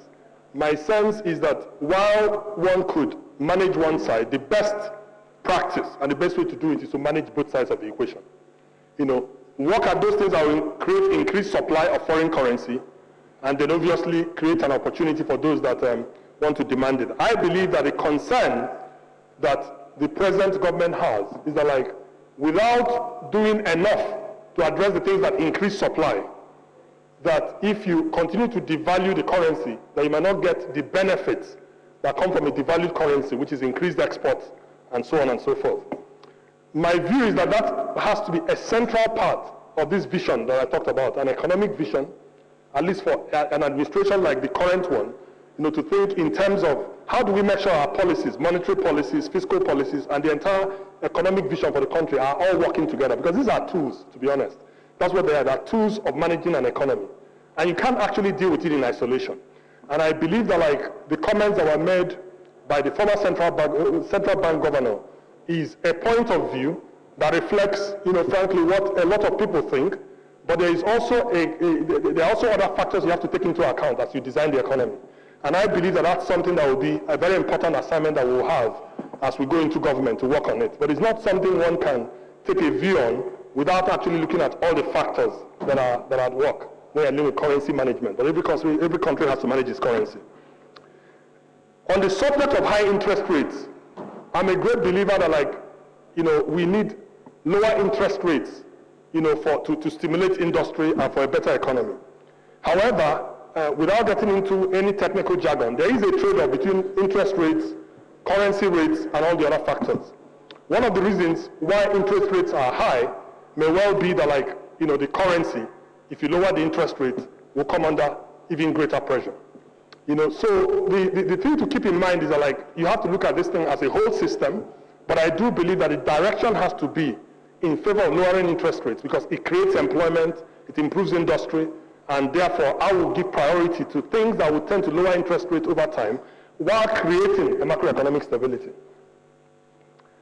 On the question about the use of consultants in the TSA, I share the concern of the distinguished senator that if indeed somebody is collecting 1% of a huge amount of money, then you clearly want to understand why and how. And my understanding is that the government is actually looking at it. So it's not something that I'm in a position to sort of get into now, since I've not been briefed in any way. But I believe that the government will address it, but it's a legitimate concern and a legitimate question to ask. And on the question of why rely on foreign investors when we have local investors, is again a very sound observation. In fact, as it turns out, the foreign investors tend to take a cue from the local investors. So if you have an economy where the locals are taking their money out, I think it would be naive to expect that the people will be bringing their money in, because they will believe that those people know something they don't know because of information asymmetry. They're closer to the economy. Therefore, if we're going to be a sound government, we have to create an environment for our own people first to invest, and then create the confidence for the foreigners to follow suit. So again, I do agree that like whatever we're doing, local entrepreneurs must benefit from it. Thank you, Mr. President.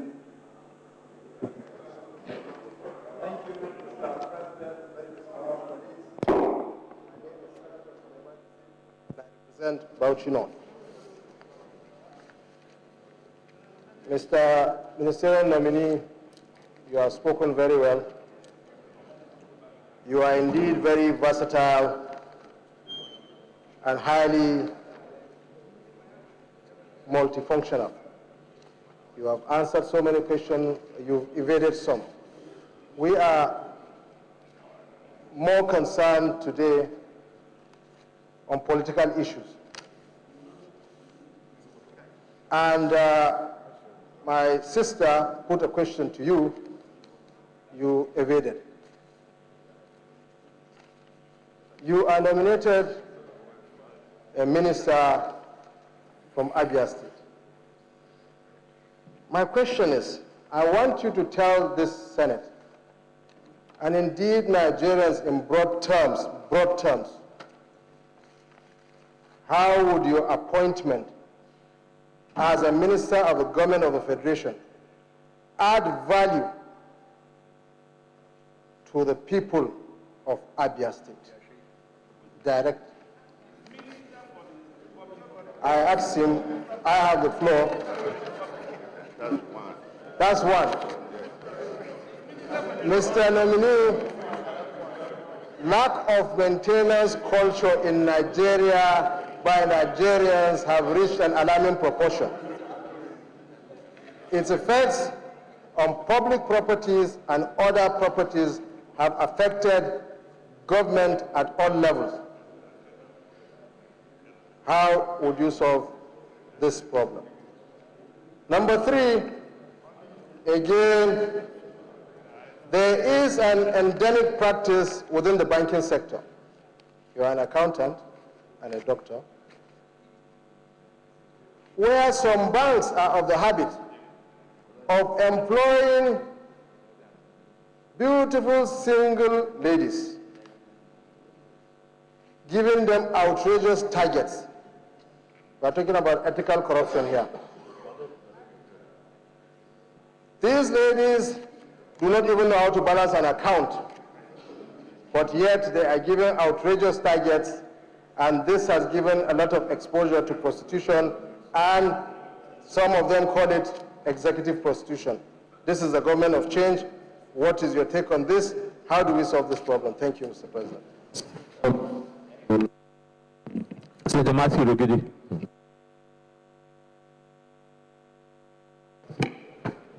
Mr. President, distinguished colleagues, my name is Senator Matthew Rogede, representing Edo South. Well, the presentations you have made thus far, I want to say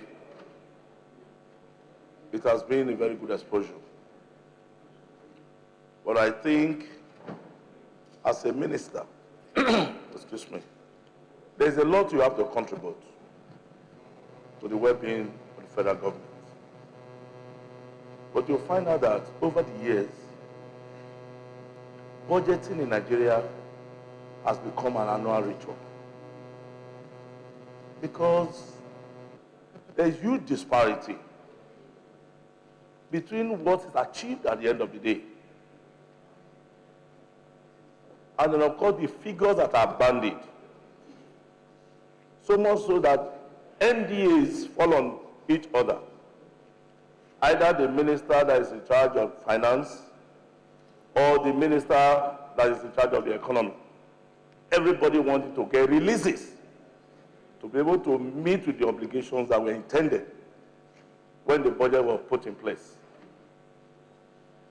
You will see that a lot of the agencies of government, particularly health institutions, that had money intended in the budget, when it comes to actual releases, they don't have this money to execute capital projects. Please, how are you going to advise government, federal government, to be able to narrow the difference in actual terms between those figures that are put in budget at the beginning of the year, and then, of course, what we now have, available for development? That's number one. Number two, I see that you have a lot of experience, particularly outside this country. It's no more secret that a lot of Nigerians have huge accounts outside this country. And recently, KYC has been conducted on accounts of Nigerians, notable Nigerians. And some of these banks, HSBC, Barclays banks, and the rest, they too are bothered to say that those of you whose sums or whose revenue we cannot very well verify, they have given the checks.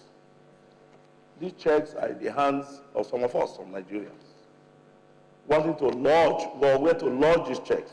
And for fear of this present government, that they will be prosecuted, a lot of these monies are hanging in the air.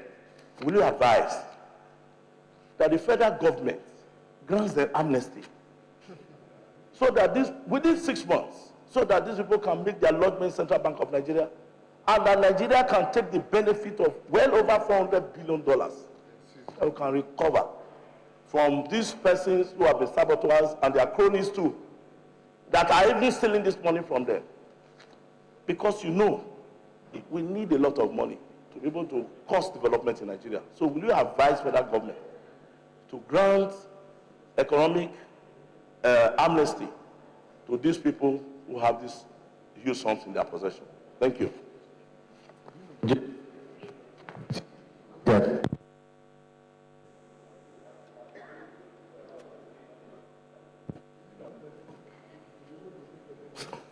Yes.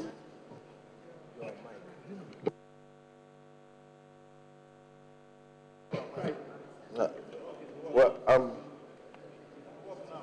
I'm suggesting, I'm suspecting that my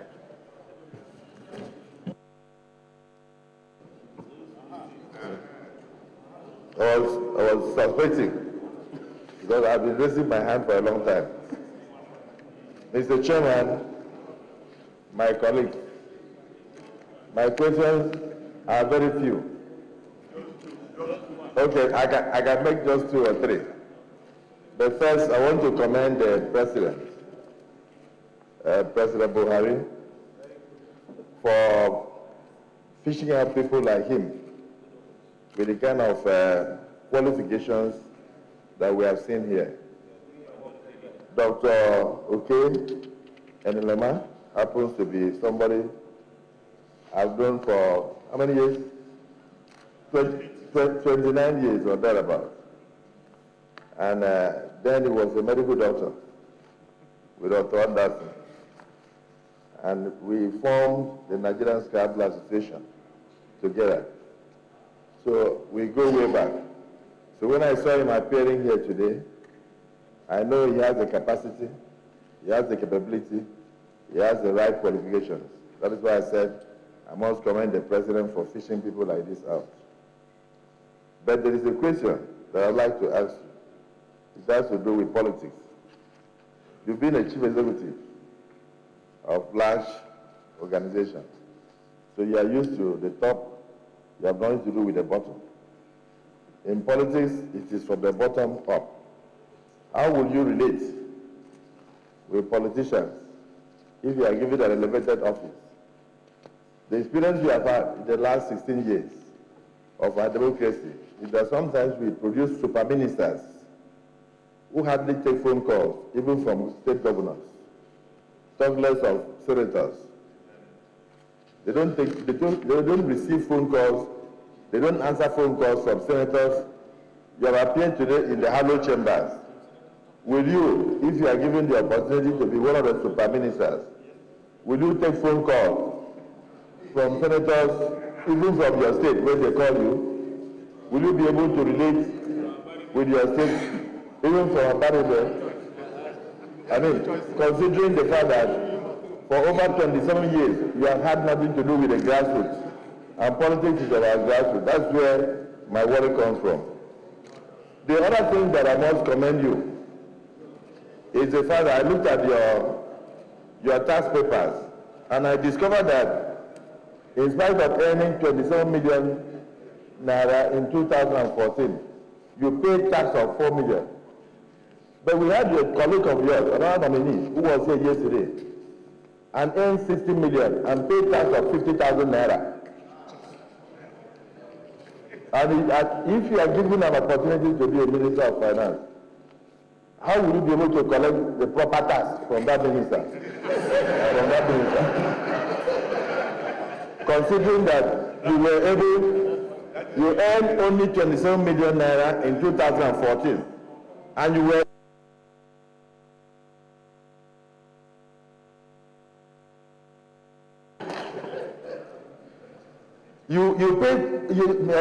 Mr. Chairman, he earned 27 million and paid tax of over 4 million. And we had another person who came here, another nominee, who earned 60 million and paid tax of 50,000 naira. Minority, why don't you restrict yourself to the events of today and put the question?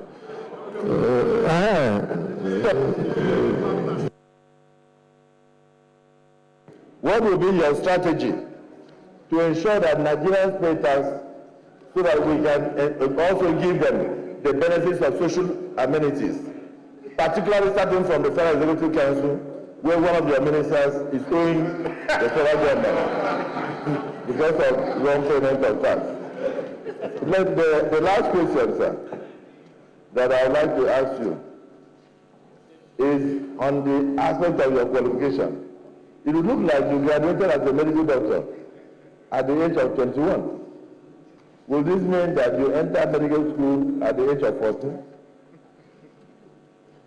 Congratulations, and I'm done.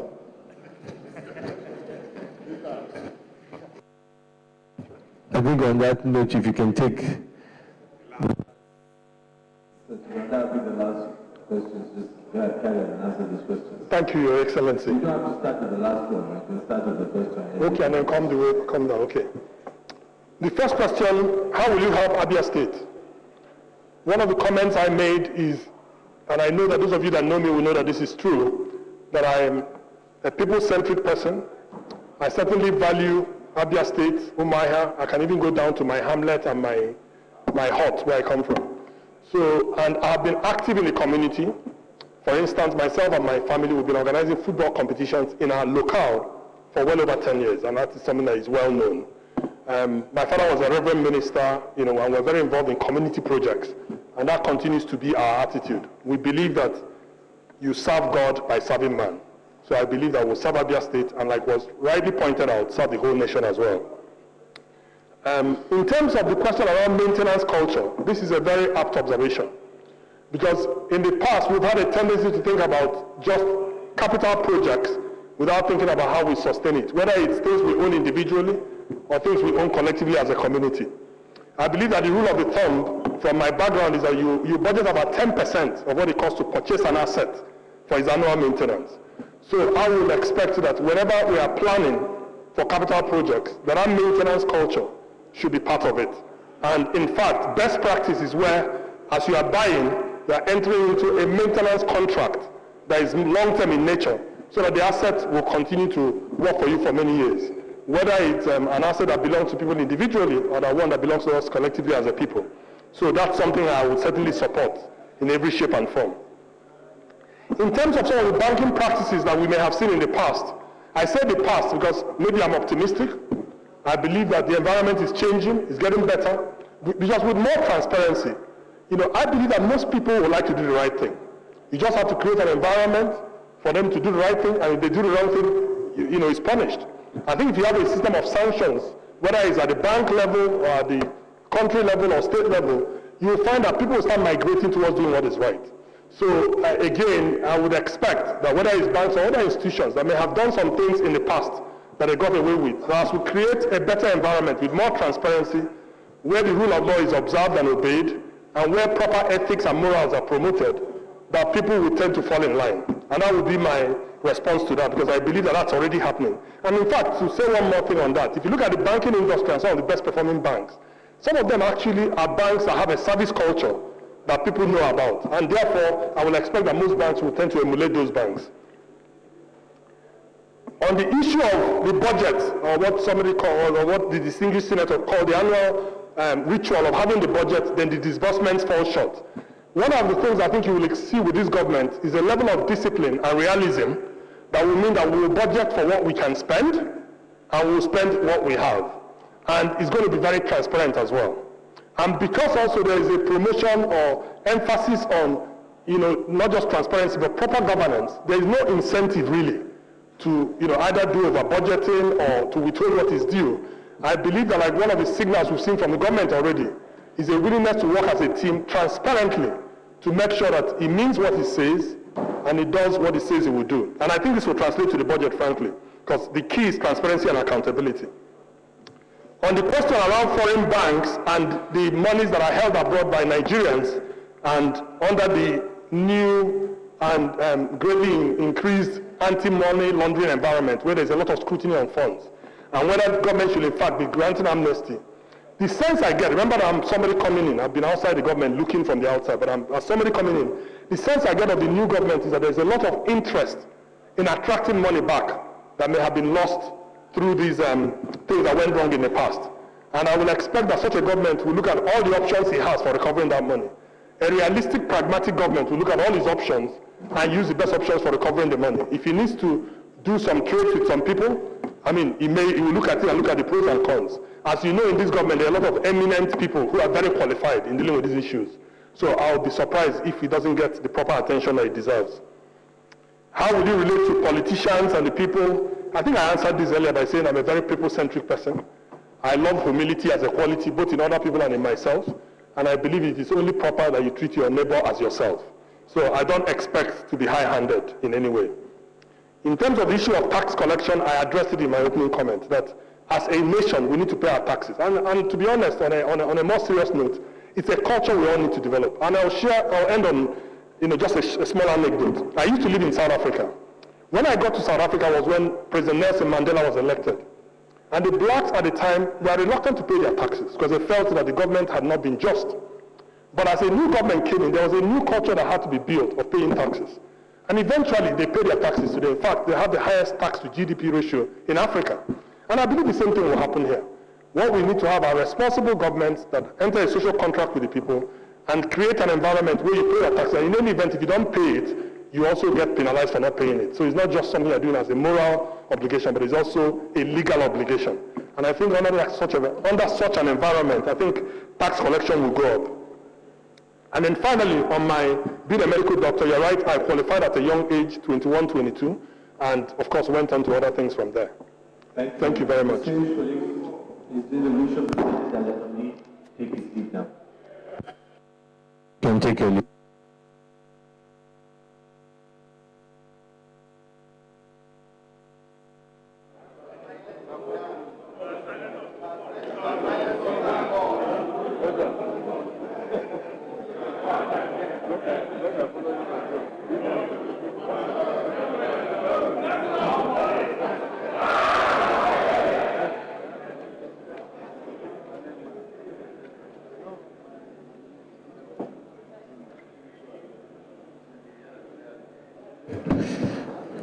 To bring in the next nominee, Anthony Aonka.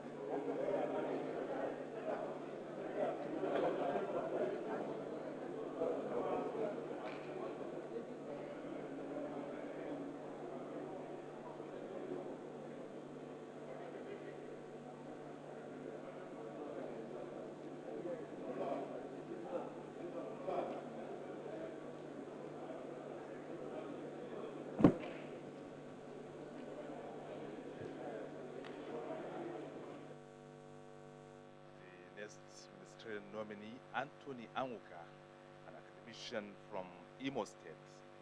He was born April 22, 1951 in Eboma, Imo State. He's a professor of education and was until his appointment secretary to the Imo State government and one-time vice chancellor of the Imo State University in Owerri for 5 years.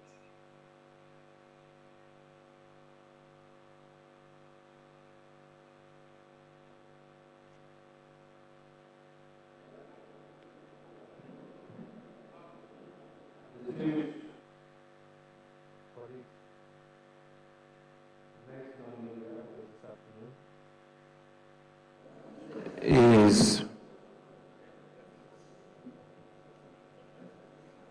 Anthony Anwuka. You're welcome. We have your CV. We want you to first give us a brief introduction of yourself and have the opportunity, if there's anything in your CV that's been missed out that you want to bring to our attention, or there are things in your CV that you would like to highlight, this is the time to do that. And after that, you take a few questions. Over to you. Your Excellency, our own dear Senate President, Senator Bukola Saraki, Your Excellency, our brother and friend, the Deputy Senate President, Senator Ike Ekweremadu, the most distinguished Senator and Majority Leader, Senator Ndume, distinguished Senator and Minority Leader, His Excellency, Godswill Akpabio, and may I add, the chairman during my son's white wedding ceremony. Distinguished principal officers of Senate, distinguished Senator Hope Uzodimma, our revered senator representing my Imo West Senatorial District, thank you for your love and interest. Distinguished Senator Sam Anyanwu and Senator Atan Achonu, the other two distinguished senators representing Imo State, I appreciate you.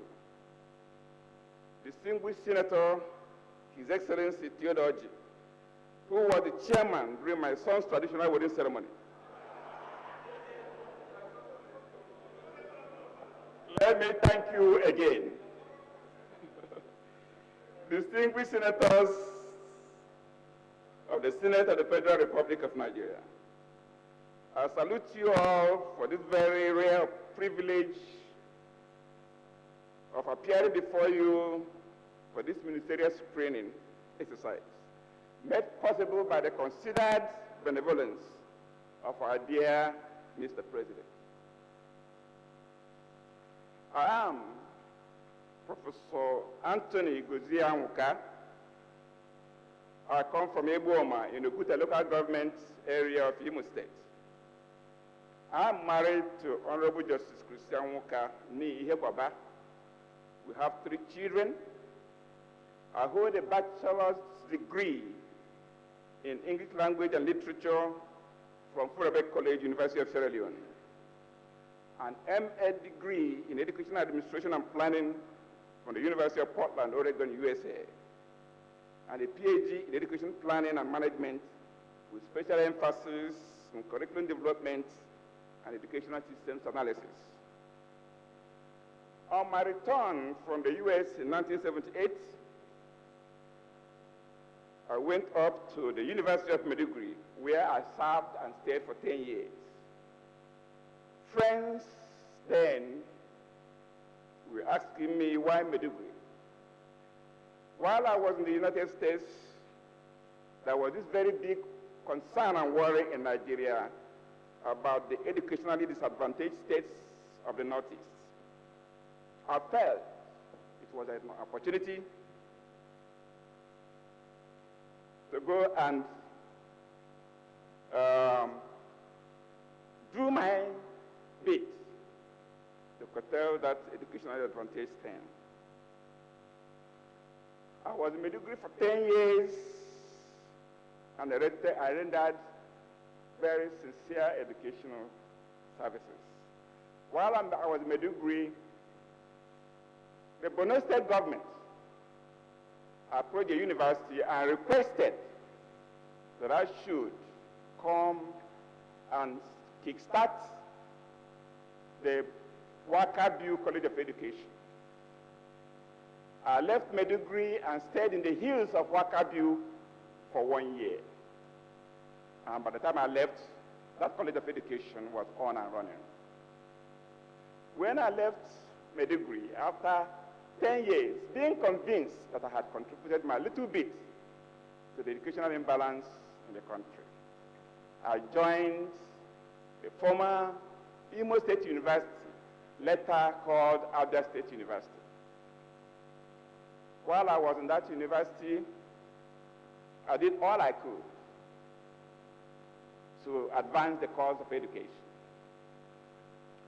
I was the director of the Institute of Continuing Education in that university.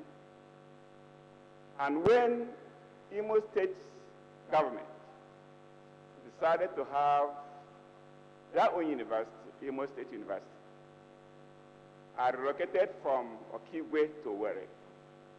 Again, in a pioneering spirit, we started Imo State University in Owerri. I served there in various capacities, Dean, Director of the Institute of Continuing Education, etc., etc. I served in the Senate and Council of that university, and did make sure that we improved the lot of education in that university. Later on in the year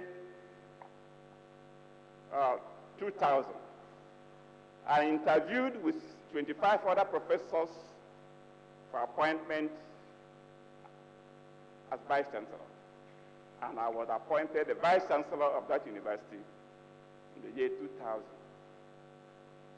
During my tenure, I worked very hard to make sure that standards improved, and it is on record that my university, Imo State University, under my watch, was adjudged the best state-owned university in this country, and the 9th best among the 40 universities then in this country. We had a very unique challenge in the university, and that was the problem of courtism. I reduced courtism to its barest minimum in the university, and I had a wand that made me do it. I let the students know that if any student is associated in any manner or form with courtism, that student wasn't going to graduate in Imo State University. On occasions, I risked my life. I would get information as to where they were holding meetings what they call heat. When they say they're having a meeting for heat, I'll go there. In fact, I'll go with my security man. He'll be outside and I'll borrow his gun, and I go to the table and place it. I say, today we have heat, let's start. At one point, they burnt my house. When they burnt my house, I am glad to report that a member of this Senate came to my rescue, bought a house, and donated as a house for use by the Vice Chancellor of Imo State University. Senator Hope Uzodinma is here today for us.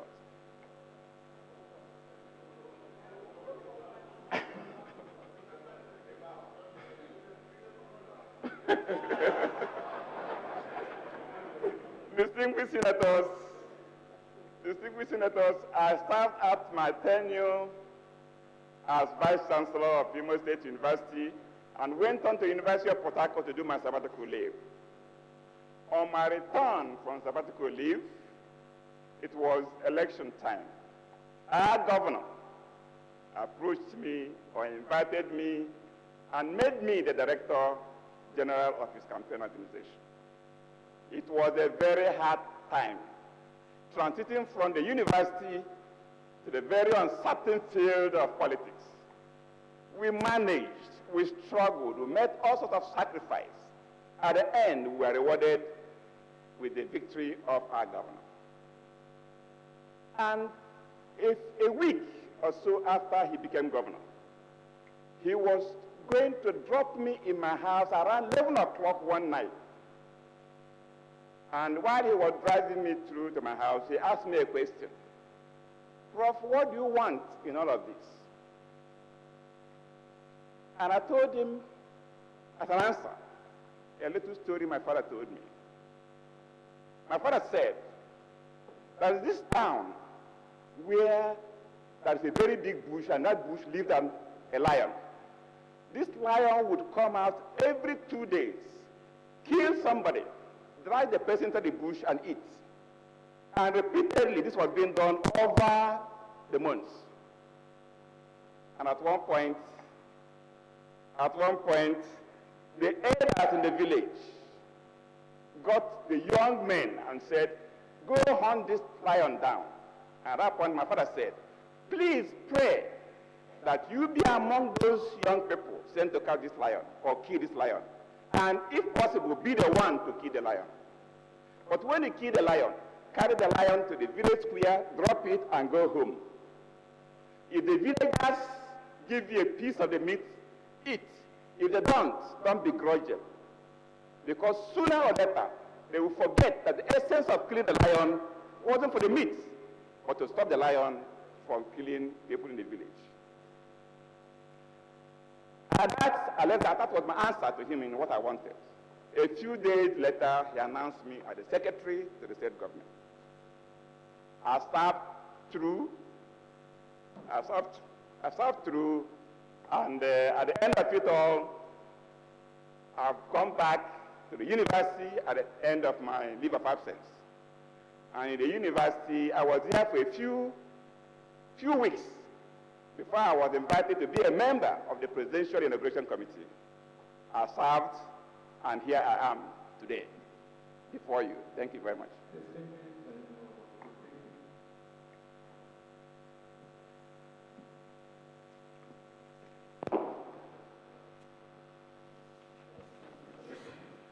My name is representing the good people of Katsina State. I can see that from the CV of the nominee, you are a professional educationist.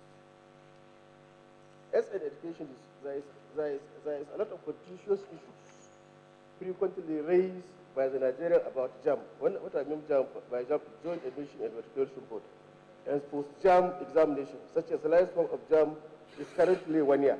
Exhaustion piece and post-JAM and duplicating nature of 2 entries requirement of examination. As an educationist, what measure do you intend to apply to reduce or if possible stop the exploitative nature of these requirements? This is my question, sir.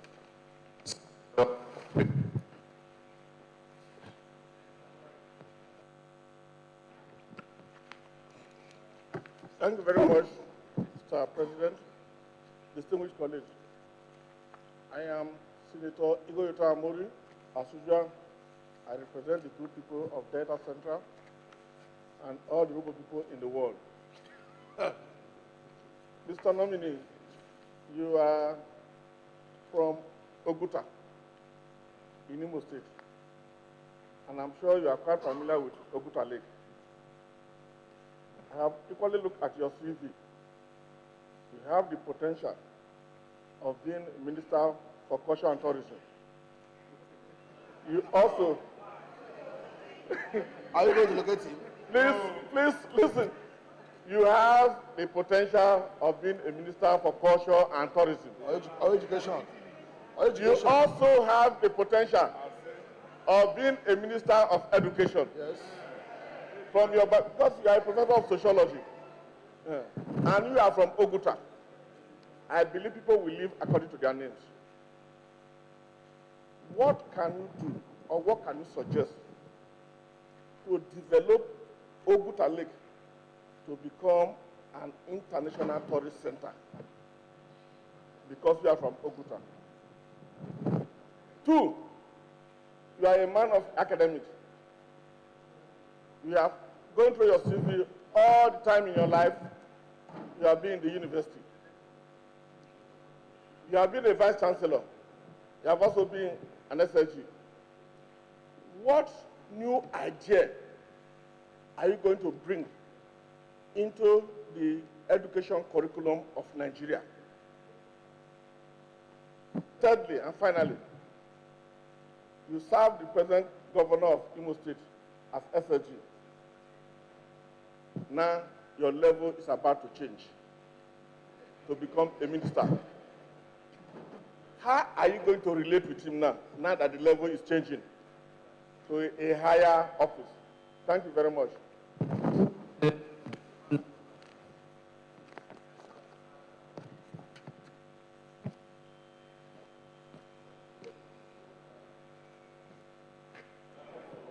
Sorry. Thank you, Mr. Chair.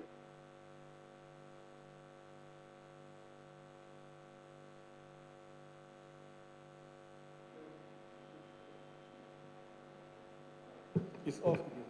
Thank you. I represent the good people of Kogi East. My questions are few, only two.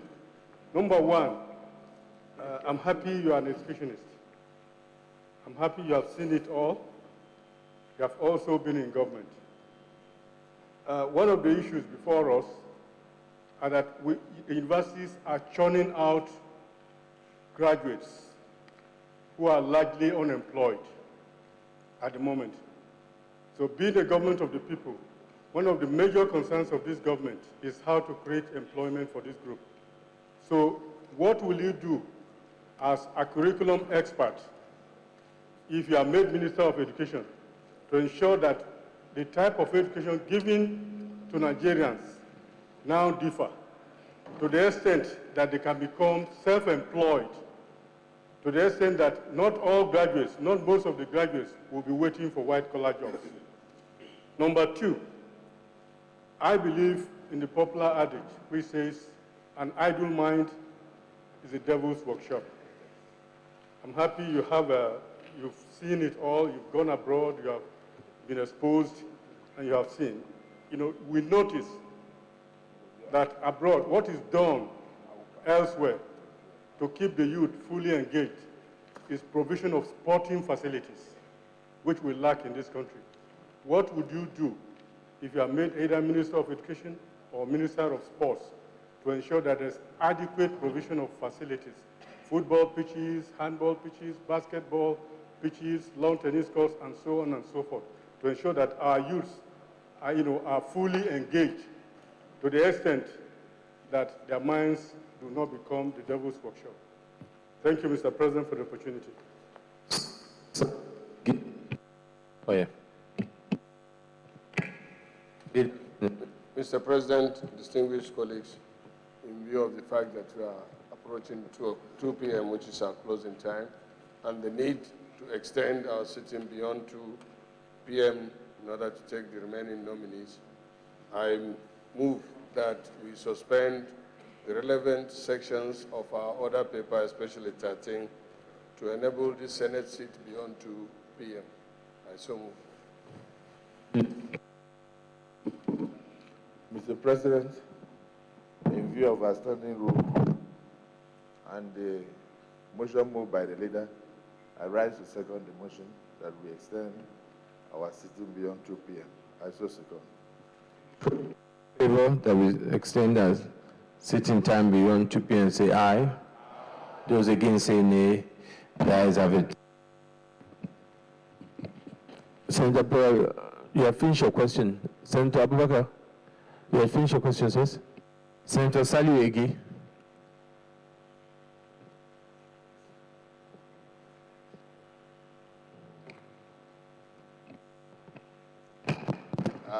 Thank you, Mr. President, distinguished colleagues. Mr. Nominee, you have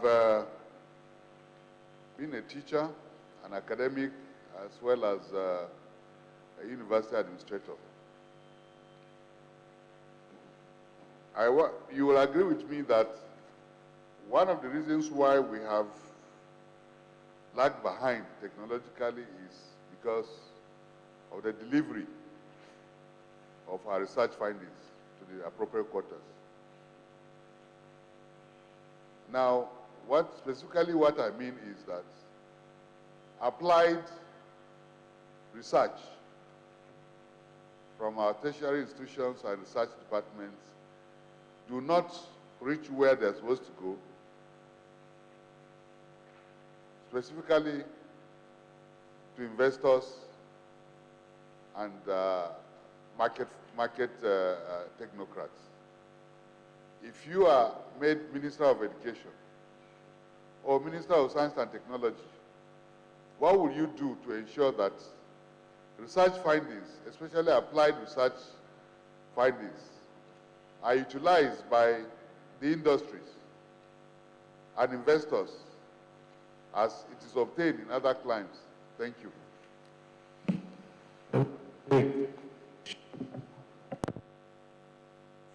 Thank you, Senate President and Senators.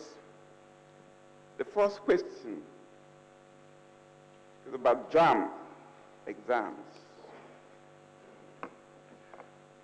We have a very serious problem with the UME administration as it presently stands. Unlike a few years back, there was a separate examination for university-bound entrants and those entering into the polytechnics, and another one for the College of Education. Quite recently,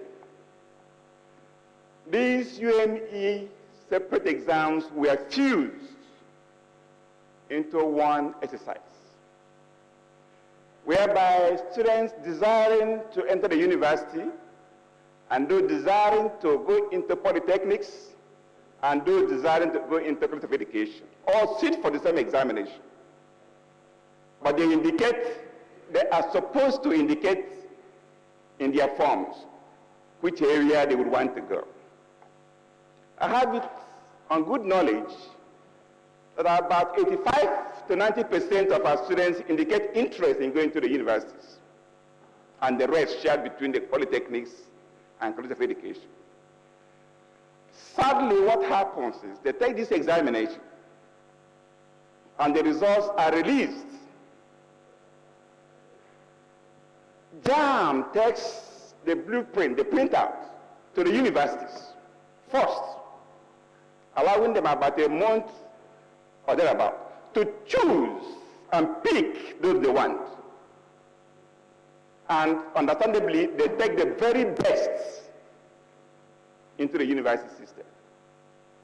Next, they pass on what is left to the polytechnics to choose. And they pick from whatever is left. And finally, that list is passed on to the College of Education, where they pick the dregs. Those that the university didn't want and the politics didn't want is what we send to the College of Education. In response to that question, there must be a total relook at what is going on in the UME examinations to give a breather to teacher education, to afford the teacher education sector the opportunity to benefit from choosing the best in the JAM examinations. It's worrisome, and if given the opportunity, it's one of the areas we're going to look at. Senator Morin, Ogutalek, if wishes were horses, beggars will ride.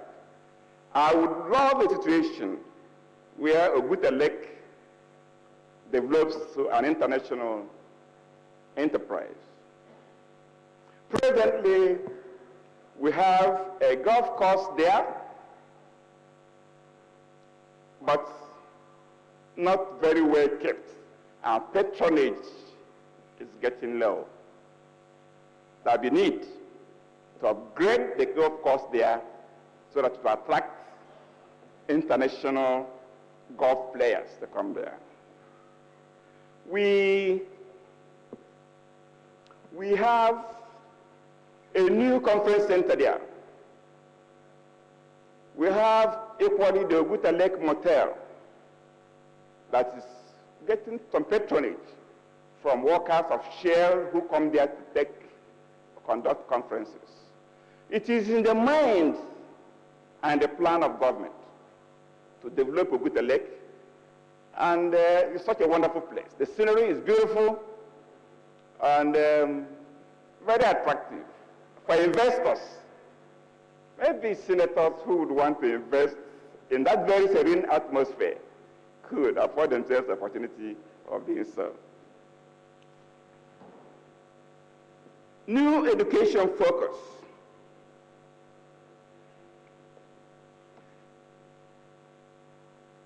Distinguished senators, we have a problem in the education sector. A problem arising from some dissonance and disconnect between what the child wants to learn, how he wants to learn, in consonance with the demands of his age and time, as against what the school system, us, want them to learn and how we want them to learn. That's equally the problem of provision of infrastructure from government. And finally, the end users, industries, business outfits, who feel that what we are doing in our school system is not responding to the demands of industry and business. What has been responsible for this? There is no ownership of what is going on in the education sector in Nigeria as of today. The child or the learner is at one page. Government is at one page. And industry and employers of labor at one page. There is no interface, there's no link. What the industry wants to do is not precisely what the school system is doing. What the child wants to learn and how he wants to learn is not precisely what the school system is doing. Now there is a need at this point for the government to declare, if I may request, a kind of state of emergency on our education sector.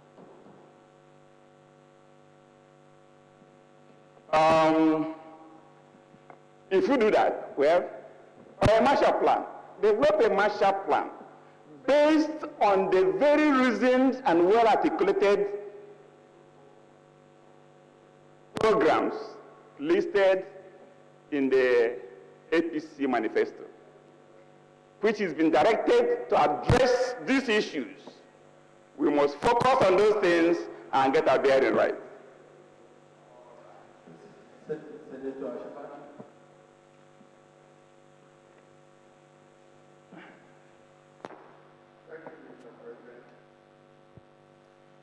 My distinguished colleagues, I am Senator Benga Asafa from Lagos, representing the East Senatorial District. I have looked through your achievements of the past, and you are coming in here with a very, very robust pedigree as far as the educational sector is concerned. You are an expert in general curriculum and educational system analysis. Several questions have been asked that, I would have asked earlier. But there is one that I will pose to you, and I want you, honestly, to tell Nigerians what your take will be. That question is, of recent, we've noticed that our local languages are going into extinction.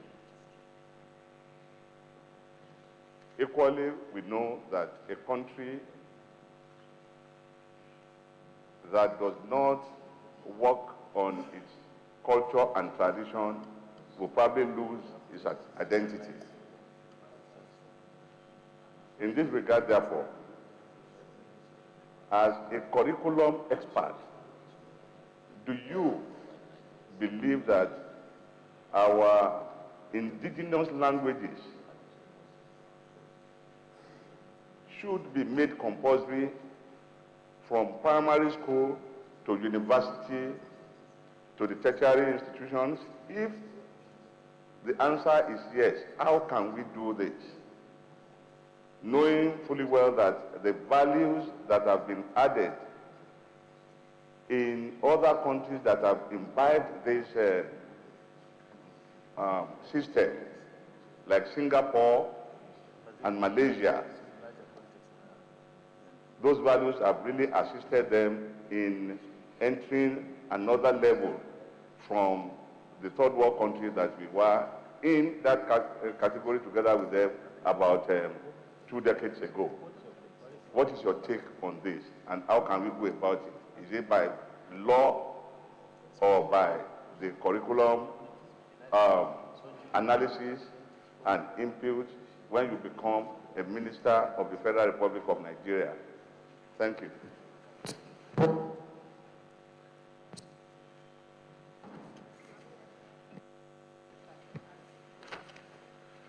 Mr. President, Senator Paul K. Emmanuel is my name by Bayelsa Central. Mr. Nominee, activities within the universities tend to mirror the general life pattern in society. Year in, year out, funds are being made available by successive government to the universities for the purposes of development. Mr. Nominee, having been a Vice Chancellor of a university, are you satisfied with the development vis-a-vis the funds made available by government? Secondly, as a rider to that question, having been a Vice Chancellor, what will you advise government to put in place to encourage universities to increase their IGR? Bearing in mind that no amount of money that government will provide can be adequate for the development of our university. Last, as a Vice Chancellor of the university, which you were, what were your major challenges? And how do you cope with it? No, go ahead. This is go ahead. How did you cope when you are in office as a Vice Chancellor? Thank you. Take this question. Distinguished senators, curriculum for indigenous languages. I took a cursory look at the manifesto of the APC government, and two serious things struck me in that manifesto. The one is the school feeding program, school meal program. And the second one is to involve parents and community in primary school education. And that is where our emphasis on language and culture should take place. I know and I'm aware that there is some effort being made at the primary school level to teach Nigerian languages. I recall that Pafunwa emphasized teaching a mother tongue. We toyed around with it in this country, saw some of his gains and difficulties, and we were seeing they have abandoned it. The Inculcation of native language and culture is focused on our wish for the education system. Take, for instance, if you go to our primary schools, look at the drawings on the wall. What you see is Nickelodeon and what's the other one? Those things that are alien to us. We could kill a bird kill two birds with one stone. If you go to the schools and remove all those foreign-based things and put on the wall somebody who's been caught by the police or the EFCC and with a chain on his hands behind, and the policeman leading him. And there is another place, a van carrying criminals. At the end, there is the jail, the prison. And the child asks, "Auntie, my teacher, what is this thing?" You tell the child, this person is being chained because he committed a crime. That way, we are imparting the values of our culture. The little boy in your house goes to school and comes back with a dumb ball or a toy. We don't ask the child anymore, who owns this thing? But ordinarily in our culture, you should ask him, who owns this thing you brought back from school? And you don't get a reasonable answer. The following morning, you put that child in your car, drive him or her to the school, and in front of his classmates, tell me who owns this thing. And somebody will say, that's my ball, that's my toy. The indignity, the insult on that child will make him not touch somebody's thing again. That's how we should start. But now what we do, because your child is insulted, you will never ask him. You cannot condole. And Johnny or little boy keeps growing in crime until he becomes an armed robber, an embezzler of public funds. We must take these issues. Thank you.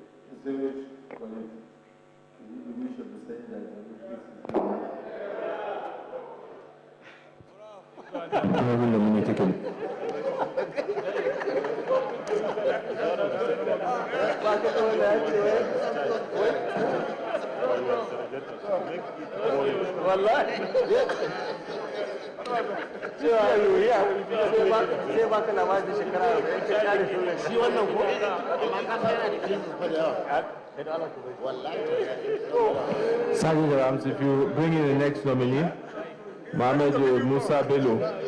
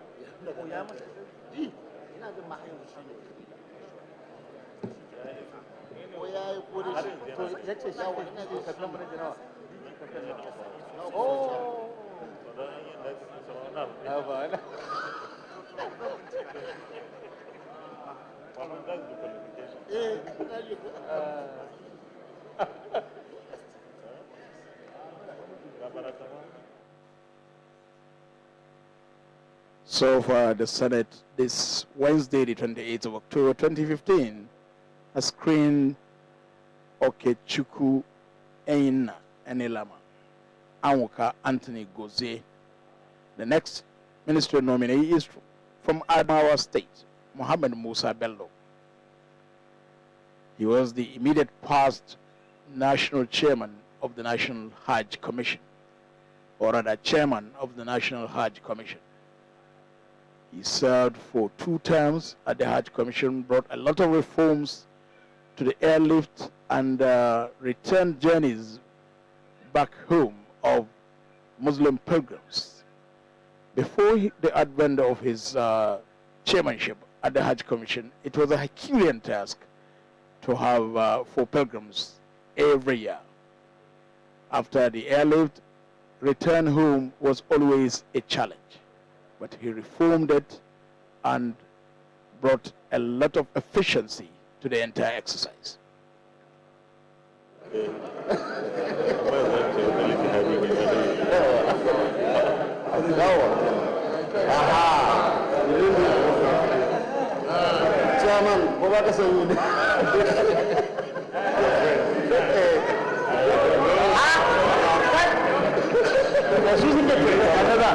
Distinguished colleagues, the third nominee is Mohammed Musa Bello. Mohammed Bello, you are welcome. We all have your CV. We want you to just give us a brief introduction of yourself. No need to go through the entire CV. Just emphasize areas that you think either have been omitted in your CV or anything you think that you just want to speak a bit more on. After that, you will take a few questions.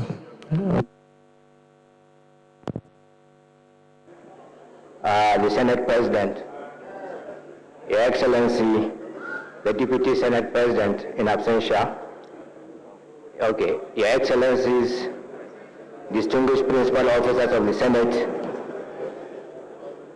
distinguished senators from Adamawa State, my brother Senator Abdulaziz Nyako, my sister Senator Binta Masi Garba, and my brother Ahmed Abubakar Mualledi. Distinguished Senator Ahmed Hassan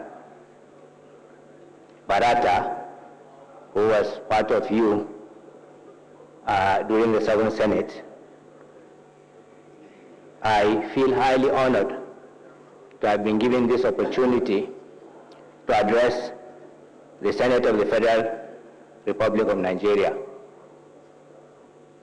I also feel highly honored to have been considered worthy of this nomination by Mr. President out of the very many numerous ably qualified persons from Adamawa State. Mr. Senate President, sir, my name is Mohammed Musa Bello. I was born on the 8th of January, 1959. I completed my primary school education at Our Lady's High School, Kaduna. Thereafter, I went to Barewa College, Zaria, and completed my secondary school in 1976. I joined the Ahmadu Bello University in 1977 for the one-year basic studies course. Thereafter, I continued in the university and graduated with a BSc in Business Administration in June of 1980. I undertook a master's program in business in the period 1985 to 1986. I took my first employment with Icon Limited Merchant Bankers in Lagos in 1981 after my youth service. I spent 6 years in Icon before I moved over to the private industrial sector, where I worked for about 20 years before I was appointed in October of 2006 as the chairman of the Presidential Committee on Hajj. After successfully conducting the Hajj of the year 2006, I was saddled with the responsibility in May of 2007 as being the pioneer chairman of the National Hajj Commission, which was earlier established by an act of the Parliament in 2006. A job I held for 8 years, spanning 2 terms of 4 years each. I completed my tenure at the Hajj Commission in May of 2015 retired back to my village, and then 2 weeks ago, I heard in the radio that I've been nominated to serve this great country. So briefly, Mr. President of the Senate, this is Mohammed Musa Bello. Thank you.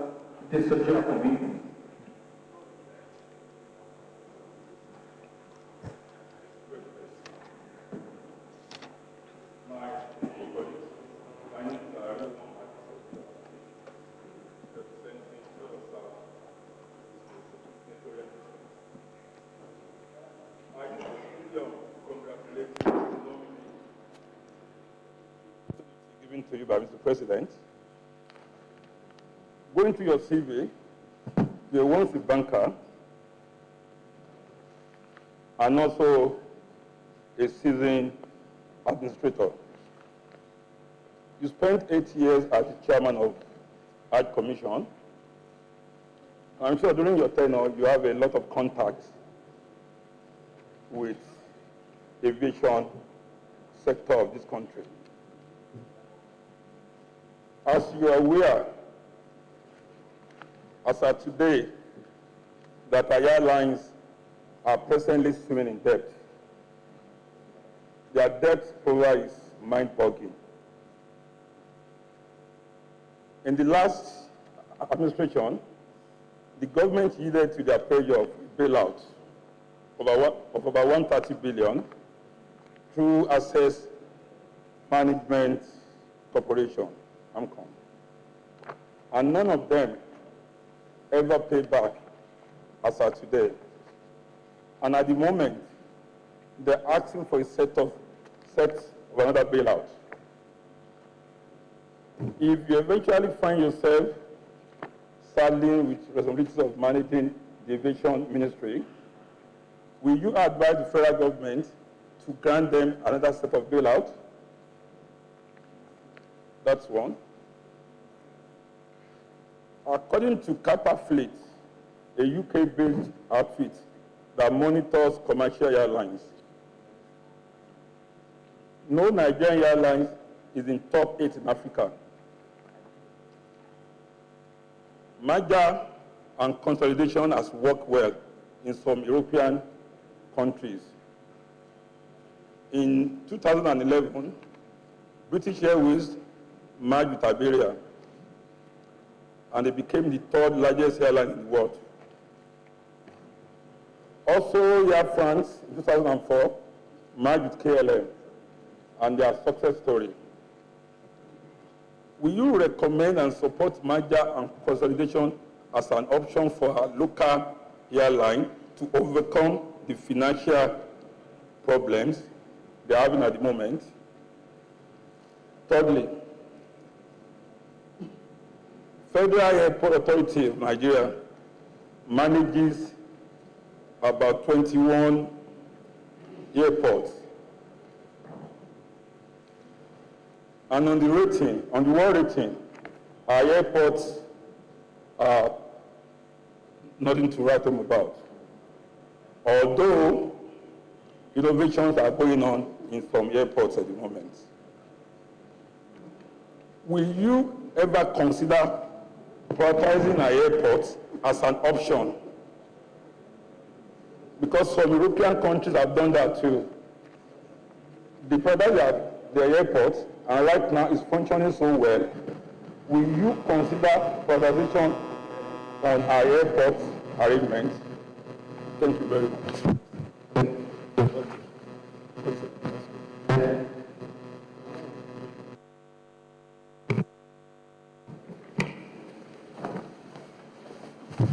Mr. President, sir, distinguished senators. Mr. Nominee, my name is Senator Malam Ali Wakili MNI.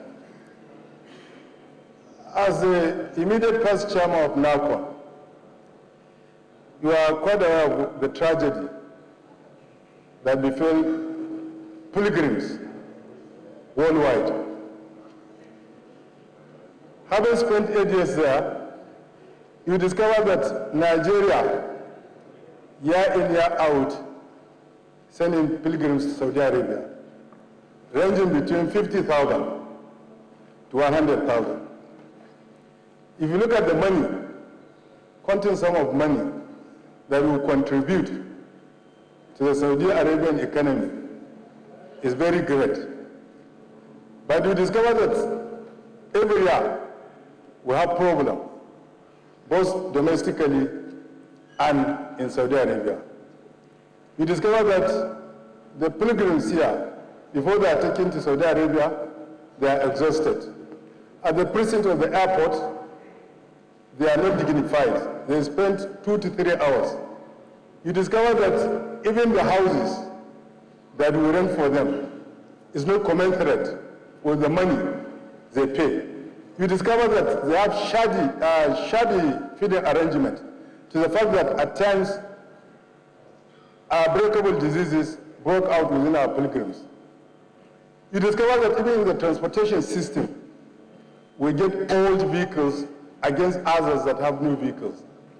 If you go to Muna and other places, you discover that we are sent to Siberia, where our people are suffering. They'll have to trek for 1 hour, and they get exhausted on the way. And that you discover that their tents doesn't have basic things of life in terms of the air conditioning system.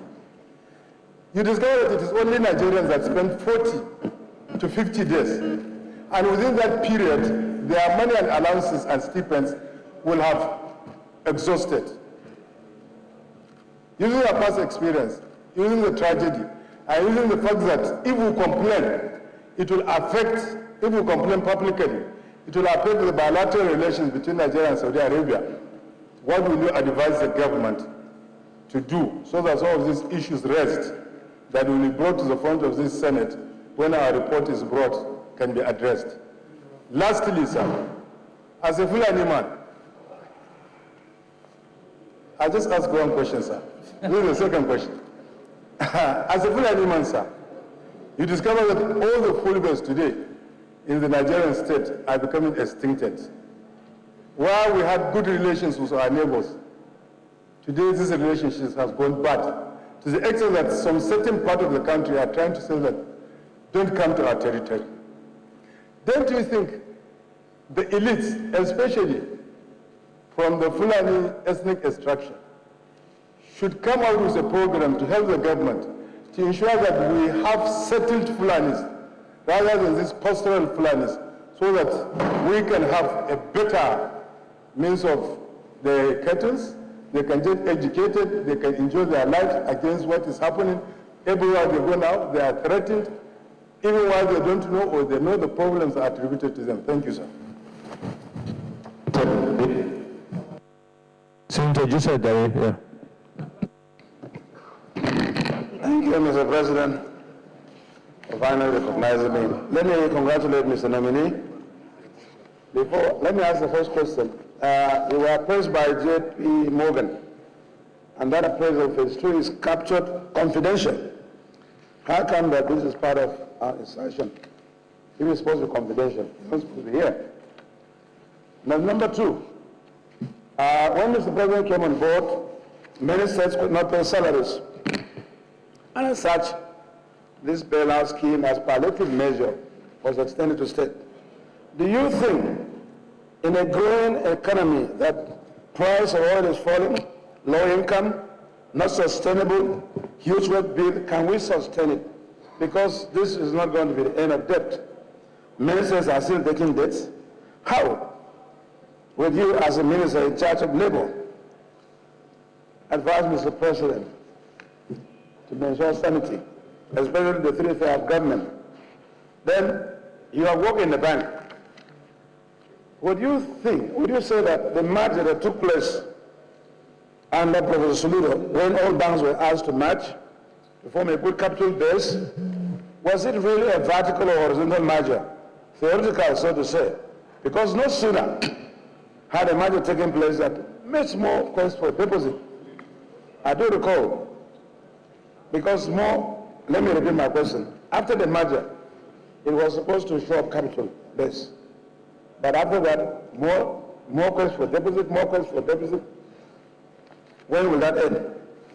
Lastly, as a man who has also worked in the internal control of the bank, Do you think this jumbo pay of banks, jumbo profits declared by a bank, is real or artificial? If it is real, what is the level of their social contribution? And lastly, armchair banking. I discovered that almost all of us, except a few of us, are indebted to banks, and we become viable candidates for loans. But when the farmers come, they bring all kinds of checklists from A to Z, and they don't get the loan. Because this one, the cost of chasing the debt is guaranteed as long as you sign a letter of lend and give it to accounts department.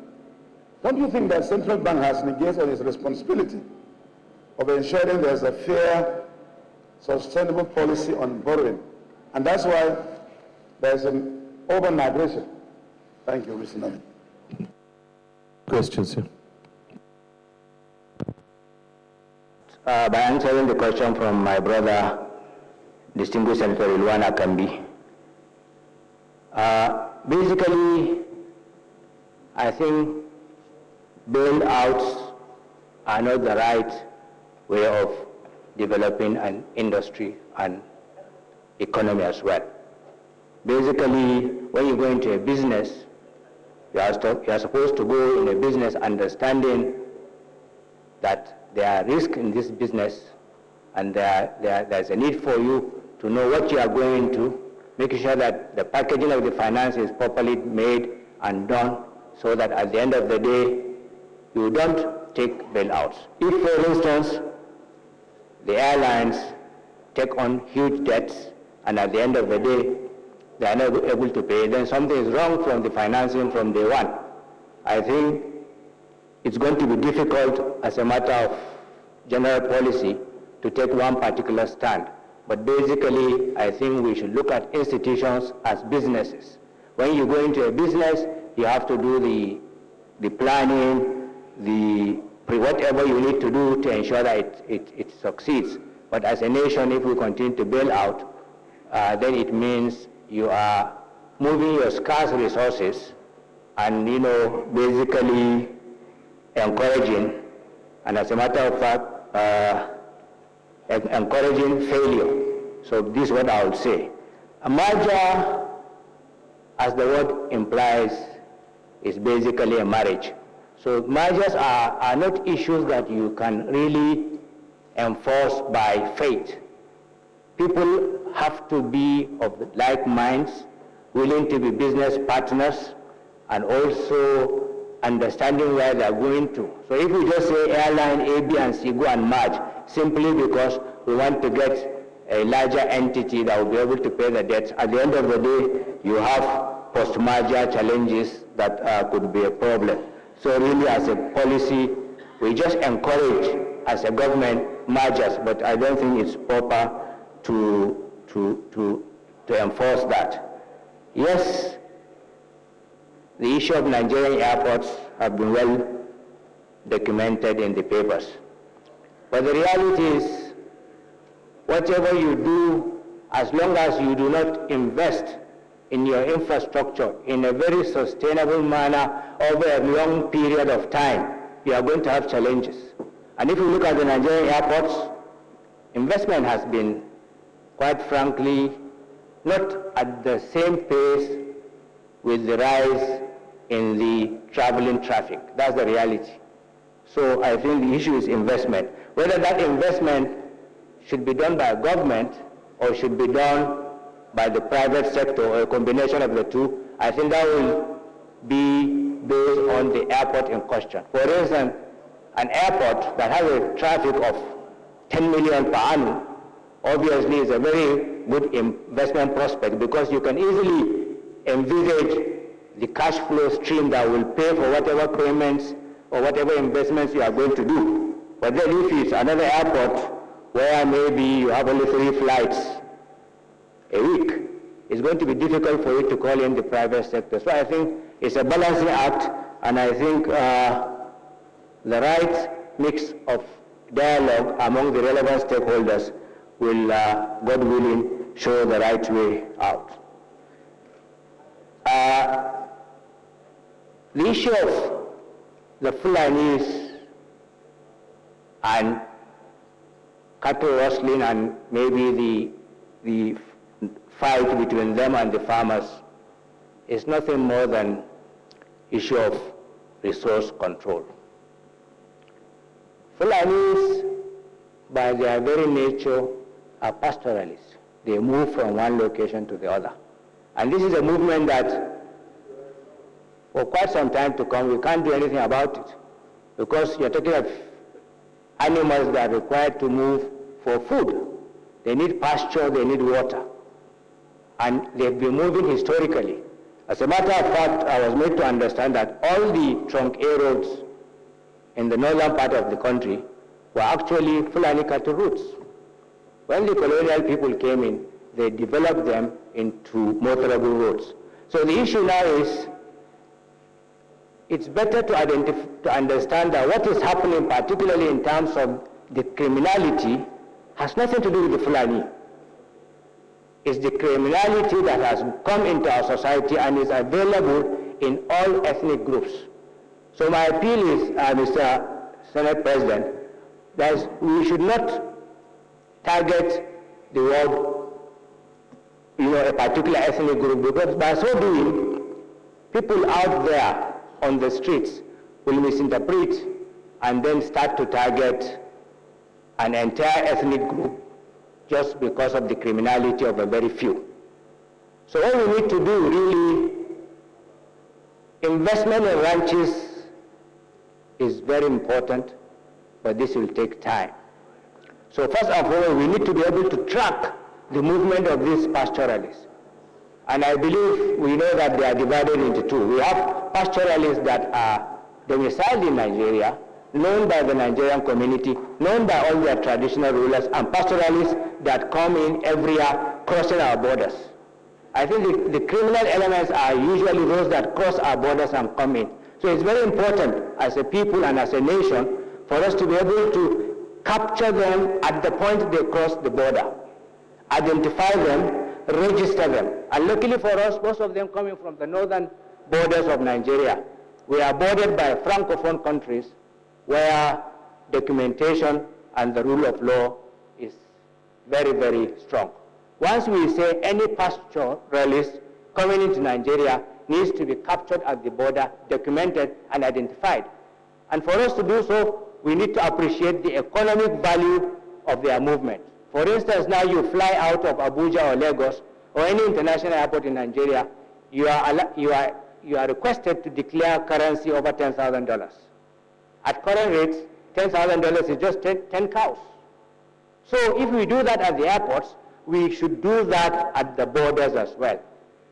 We capture them, know that this is Mr. So-so-so, coming in with so-so heads of cattle from this location, where are his nationality papers from the country he's coming in. Then we give him some sort of paper and an identity. And in fact, we can even capture their biometrics. All you need to do is at the border post, a laptop with an internet connectivity, which most places it's available now. You capture them, you give him a piece of paper that he can carry wherever he is. And then Mr. XYZ has 100 cattle. You are taking 100, you are taking of how much? You are taking of $80,000. That way also we can track them. But I think it's very important for us to understand that it is criminality, and then those arrested because of this criminality should face the full wrath of the law. On Hajj matters, I would like to quickly answer distinguished Senator Mala Ali Wakil. From what I know, and I'm sure a number of distinguished senators here will agree with me, during the last 8 years since the establishment of the National Hajj Commission, Hajj management in Nigeria has improved tremendously.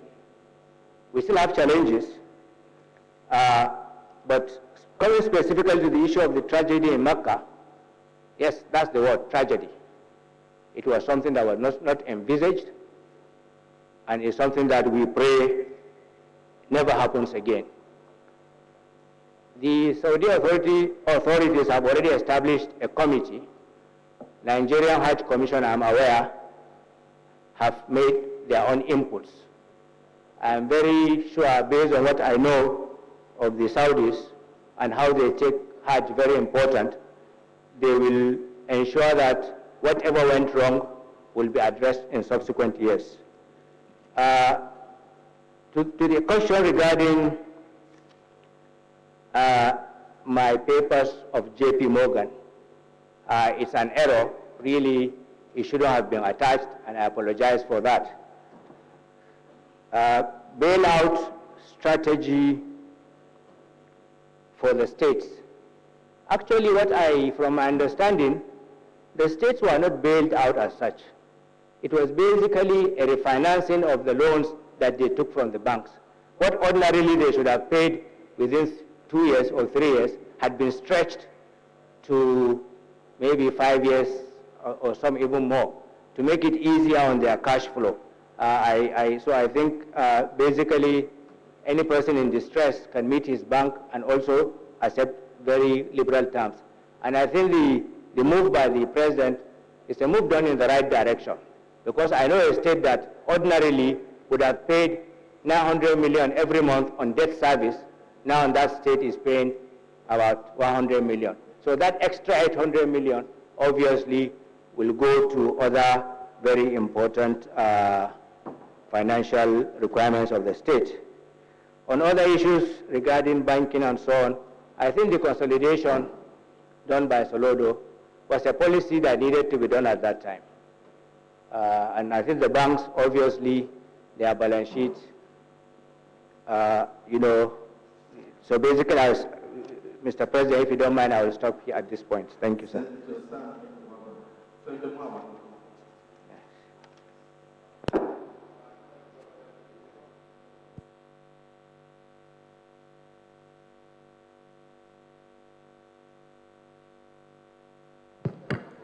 My name is Senator Mao Ohuabunwa, younger brother to my beloved brother, Mazi Sam Ohuabunwa, who happens to be a good friend of the Senate President. But I want to tell the President that when they go to economic circle, they should talk about Sam, but here is Mao. Thank you very much. Mr. Nominee, I want to congratulate you, because I know you come from a home of technocrats. And I also know that you're one man that has always excelled in your functions. And I want to conjecture that maybe you'll be sent to the Ministry of Industries. And as somebody who was the chairman of the phone manufacturers, and also you ran one successfully, what will you say that is militating against industrial growth in this country, especially in the area of manufacturing? And again, as a minister, whether in industry investment or not, but as a minister of the Federal Republic of Nigeria, you agree with me that today, the ailing textile industry especially is an issue in this country today, and the automobile industries. Prior to this time, you know that we have so many automobile industries, we have so many textile industries, but today they are moribund. What will you propose to the President and the Executive Council? And if by the grace of God you become the Minister of Industries yourself, what will be your plans to ensure that we get these industries back to stream? Because we talk about unemployment. When the industries are not working, how can there be employment? But I believe that if these industries are working effectively, definitely there will be employment. So if you're, by the grace of God, I know that this Senate will clear you and you become. Tell me what you will do in those areas. Thank you very much.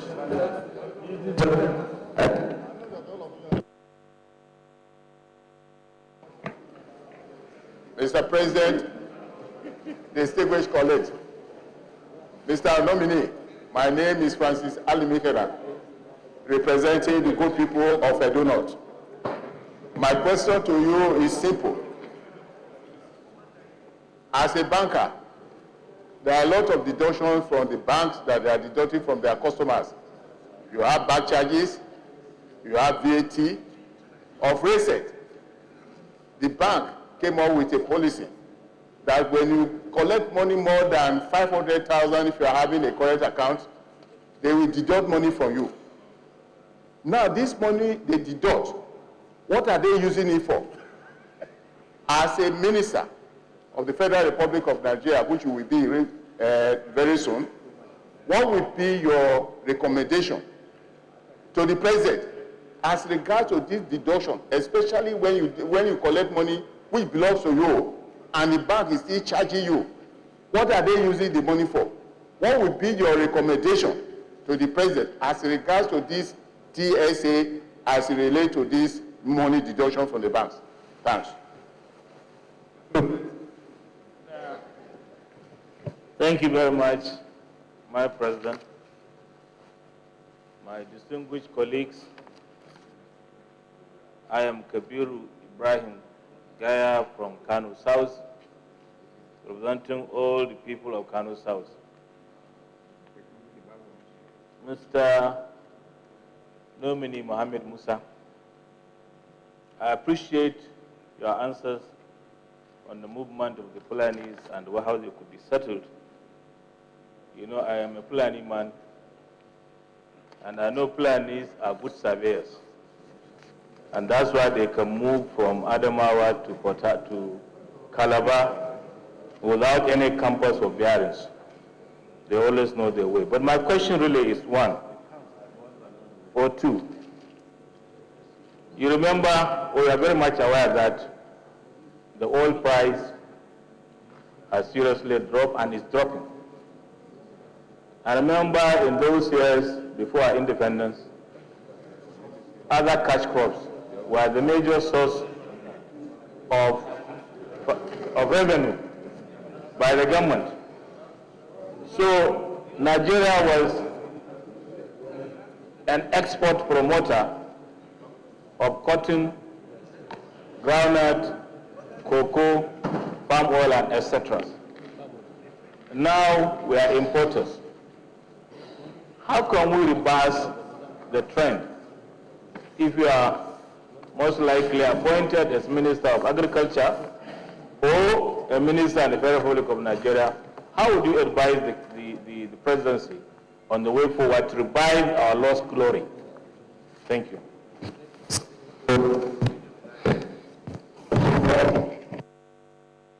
It's not on his seat. Nominee, you can take those questions. Okay. First of all, Mr. President, I would like to answer my brother, Senator Mao.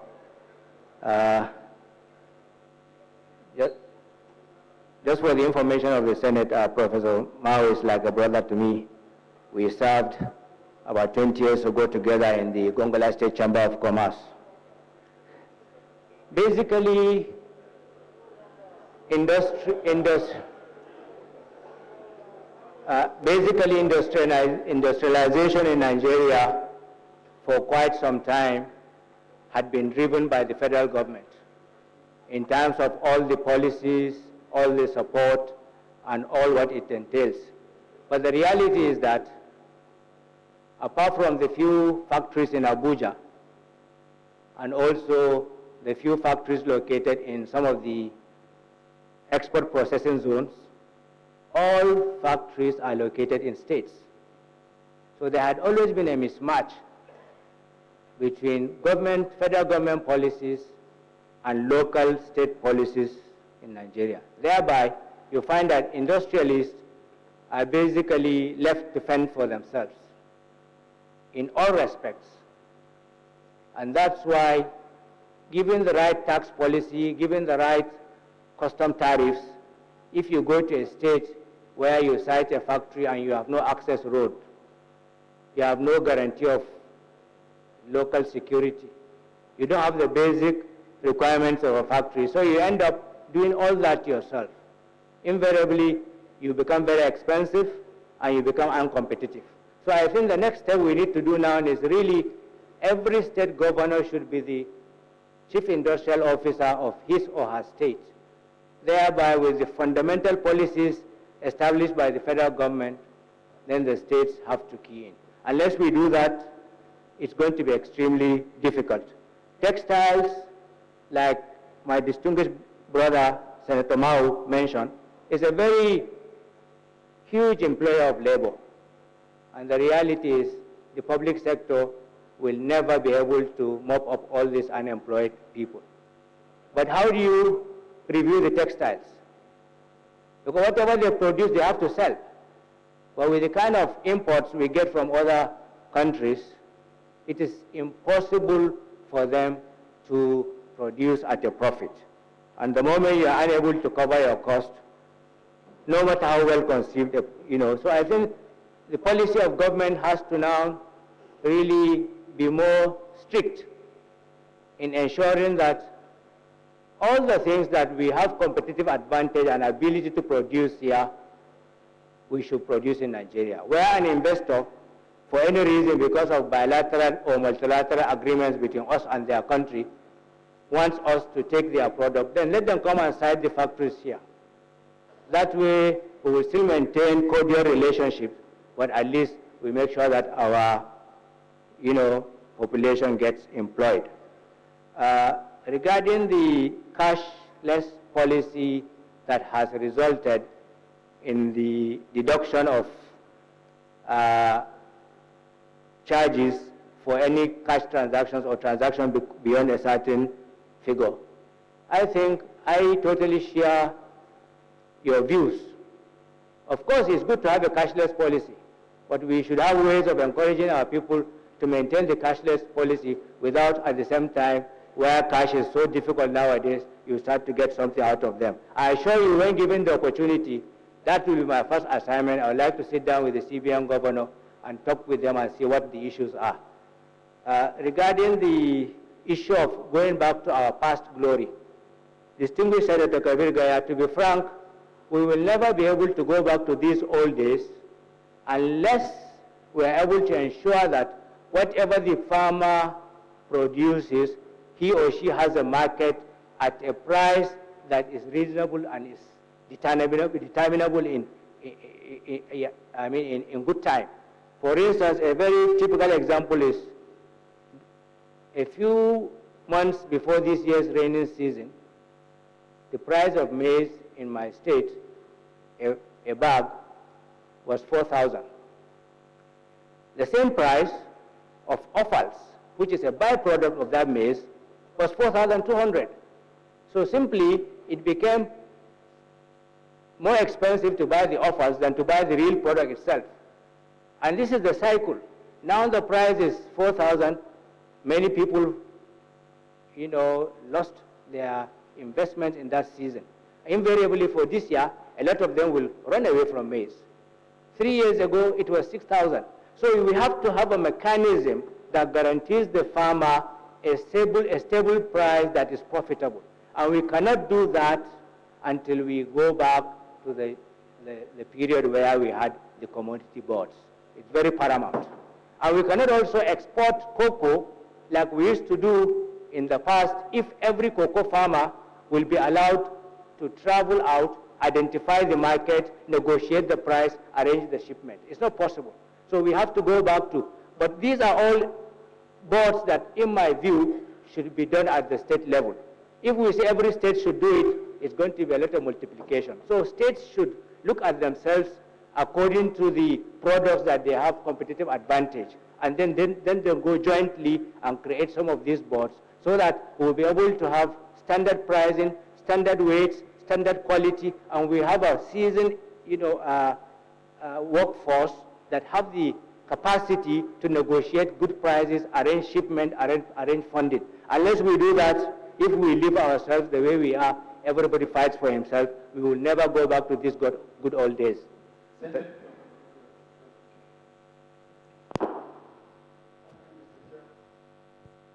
My name is Senator Nelson Evion. I represent Akwa Ibom South. We all, Mr. Nominee, everybody in this country knows that our economy is in bad shape.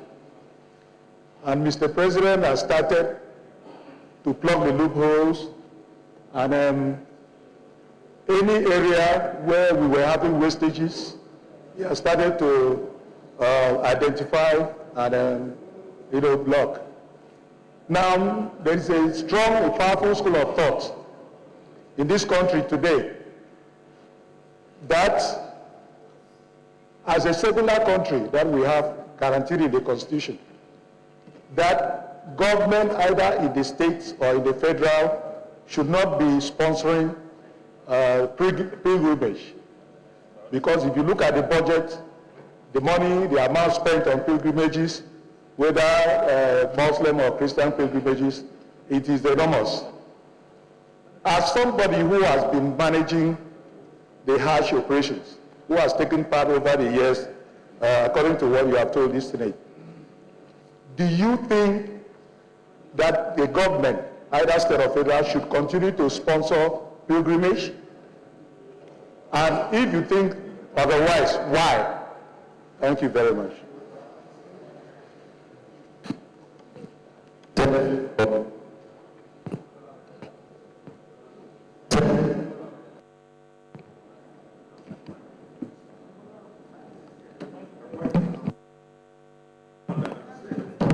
You put your hand down. Okay, you can take that last question. Actually, in the Islamic faith, the journey for Hajj is only incumbent on a pilgrim when she or he has the means to do so. And as far as I'm aware, in the recent past, at the federal government level, pilgrims have not been sponsored for Hajj. Yes, the government pays for the salaries and wages of the staff that work for the Hajj Commission and for the security, consular, as well as medical services. The decision as to whether pilgrims should be sponsored or not, really, while I was in the Hajj Commission, we were concerned more with handling the Hajj, because basically most of the sponsorship was done at the state level. And I'm very happy to note that in this olive chamber, we have very many distinguished governors who, during their time, sponsored their pilgrim. But I know that each state looks at itself and then takes its own peculiar decision. For me, as an officer in the Hajj Commission, my role was simply to ferry people to Hajj, ensure that they are well accommodated, finish their Hajj and come back. And that's what one has been able to do over the last 8 years. Thank you, sir.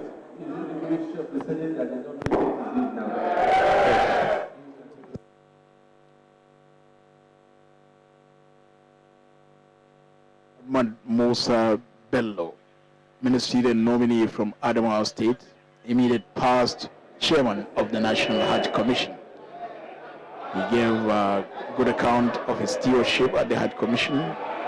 He has, according to him, served for 2 terms of 4 years each as chairman of the Hajj Commission. He brought a lot of reforms and efficiency in the operations of the Commission.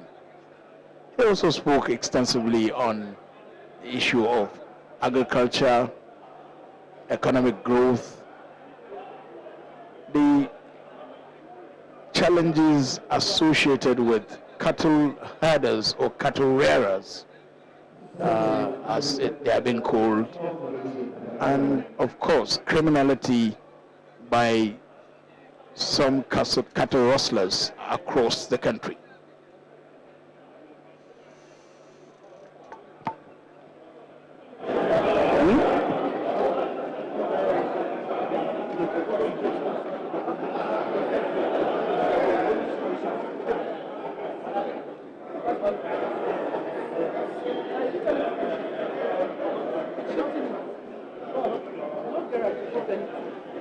The Senate has so far considered and screened 4 ministerial nominees.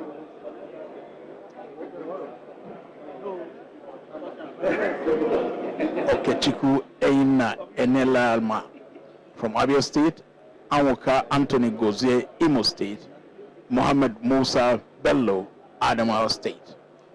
Total of 3 ministerial nominees so far screened, remaining 2 ministerial nominees. Coming into the Senate chambers now is Adamu, Ministerial nominee from Bauchi State. A veteran journalist, he has had a distinguished career in Nigeria's print media. A graduate of economics from Ahmadu Bello University, Zaria, and his journalistic career started with the then new Nigerian newspapers in Kaduna, where he rose to be an associate editor.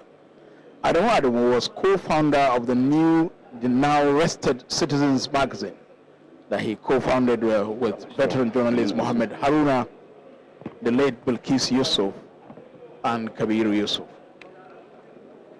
Adamu is a prolific writer. He has maintained a regular Friday column in the Daily Trust. Adamu, you are welcome. We've all got your CV, we've gone through it. If you could just give us a brief introduction of yourself. If there are parts of your CV that has been left out you want to tell us about, or if there are things in your CV you want to emphasize, this is time to do it. And after that, you take a few questions. Over to you. Distinguished President of the Senate, Deputy Senate President, Senate Leader, Deputy Senate Leader, Principal Officers, and distinguished senators of the Federal Republic, good afternoon. My name is Adamu, and I'm from Bauchi State. I'm 54 years today. As you may have already seen from my CV, I graduated from Ahmadu Bello University, Zaria as an accountant in 1978. And since graduation, I have worked in a number of places. I first worked as an accountant in Kwara Cooperative Federation in Ilorin. And then I worked as a financial accountant in Shtaya Nigeria Limited in Bauchi.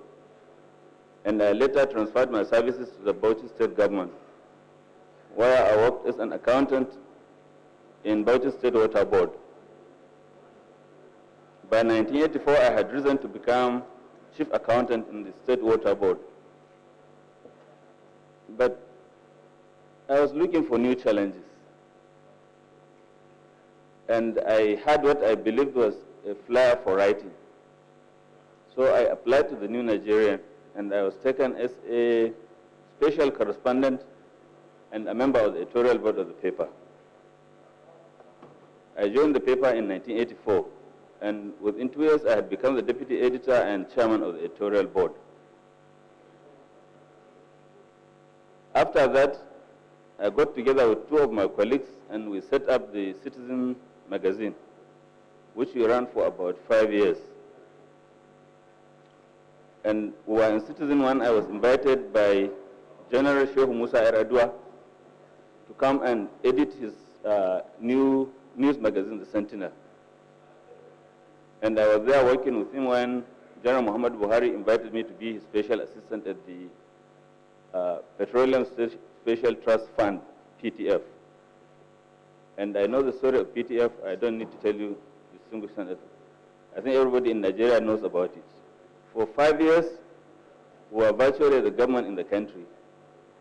We were in every nook and corner of the country, constructing roads, rehabilitating bridges, building water supply schemes, improving social services like education, health, and so on. And I'm sure many people today are hoping that the new government will just be a replica of the PTF that General Buhari led for about 5 years. After leaving the PTF, I must also tell you that we had a style in the PTF. All our work and all the project management style of the PTF was characterized by a number of characters. There was probity and cost effectiveness in the work of the PTF. There was purity, quality of project execution, and timely delivery on services. And there was fair and equitable distribution of all amenities all over the country. Because we were there, I could say that during the PTF, I visited virtually every local government in this country, about at least 700 local governments. together with the chairman, looking at projects or supervising them. Distinguished Senator of the Federal Republic, I stand before you today, unfortunately, as one of the many Nigerians who are extremely sad and pained over what is happening in the country today, especially during the last 2 decades. Because throughout that period, the country was actually on a downward spiral, trying to fall into some whirlpool of disaster. And God saved us by bringing this government and this assembly into being, so that at last people will have their chance of getting change.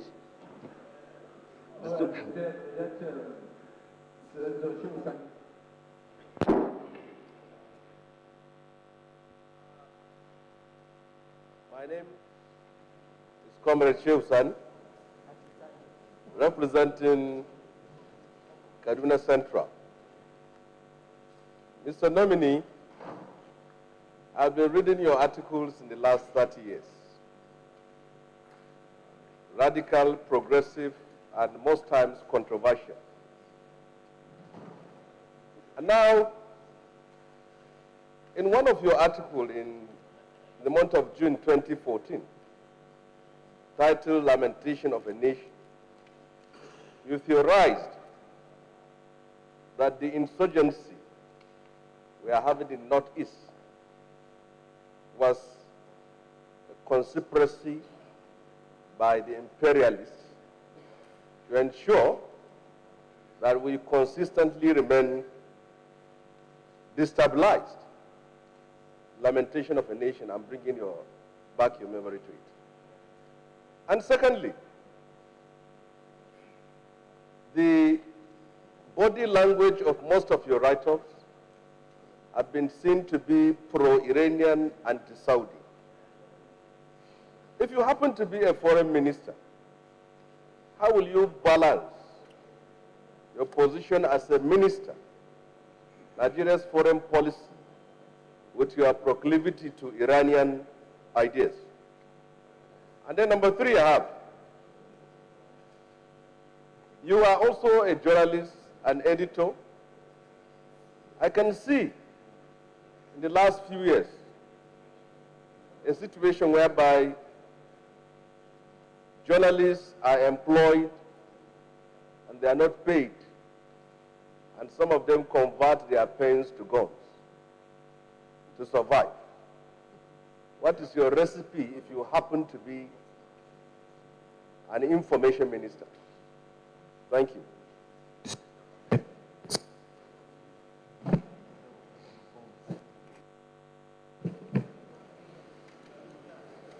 Mr. Chairman, distinguished colleagues,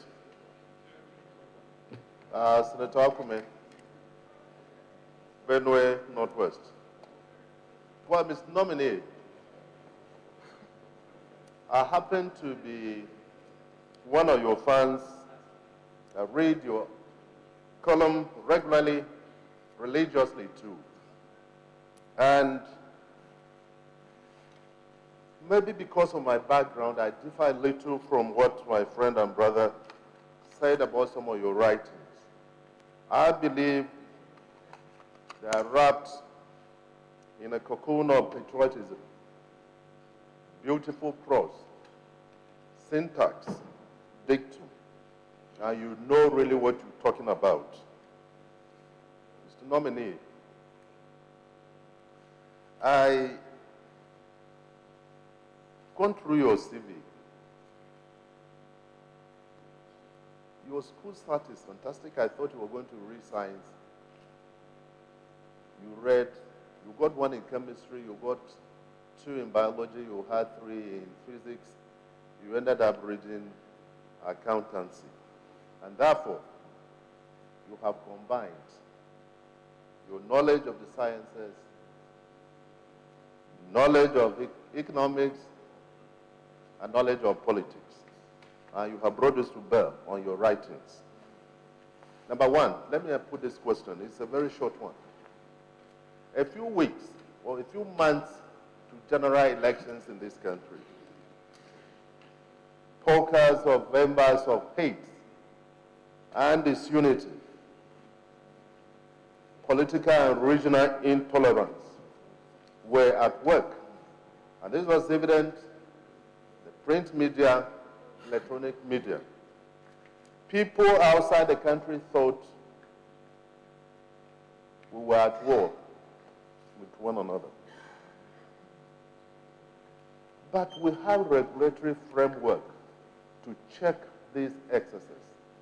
Is it inadequacy of these provisions in the framework, or is it a matter of neglect on the part of the operators of the framework? If confirmed, even if not posted to information, you will still be a member of the cabinet. What would you suggest would be a panacea to what we witnessed in the last elections? Number two may be more sensitive, but I want us to bear with me. Those of you who write about us in public life never spare us at all. We are unpatriotic, we are corrupt, and I know you have read well, very vastly too. And I don't know whether you draw some of these experiences from the works of people like Voltaire, a fantastic writer and philosopher, that behind every big fortune there is a crime. Is that applicable to the Nigerian situation? Is it applicable to those of us only in the public service? Or you can apply that to the private sector? Thank you very much.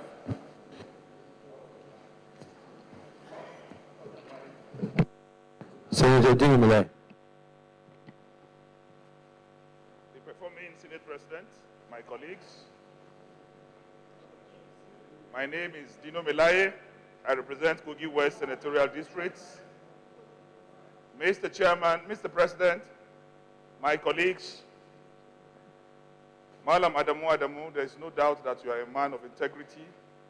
You are a hot pen, highly intellectually mobile and sagacious, and above all, a very close associate of the nemesis of corruption, President Muhammadu Buhari. And integrity pays. I have no doubt in my mind that my colleagues will support, as I move a motion in support of integrity, that after answering the questions, you take a bow and go. Thank you. Senator Opuzadiba.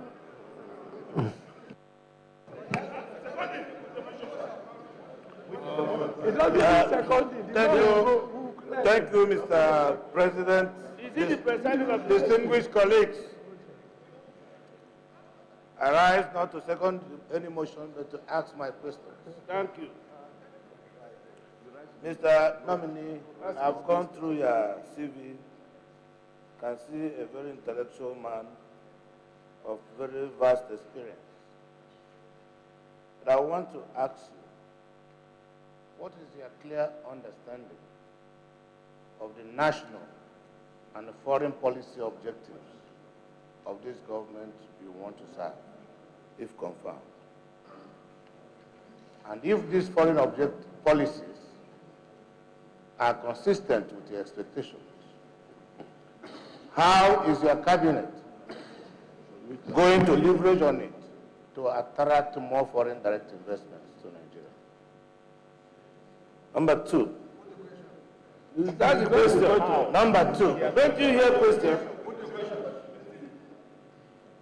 We spend an average of 1.3, 1.5 trillion in payment of subsidies and importation of petroleum products currently. And our economic mainstay is crude oil. If you are confirmed as a minister to serve, what suggestion will you bring to government to free this 1.3 trillion to 1.5 trillion for investments into social infrastructure so that we can make do with local production and refining capacity of our crude oil. Number 3. Yes. Number 3. Nasif, but there was 1 second. How will you bring your experience? How will you bring your experience over years to ensure that the medium, the low-income earners are supported tacitly or directly by government, and incentives created for overall welfare of this class of citizens? Thank you, Mr. President. Those questions.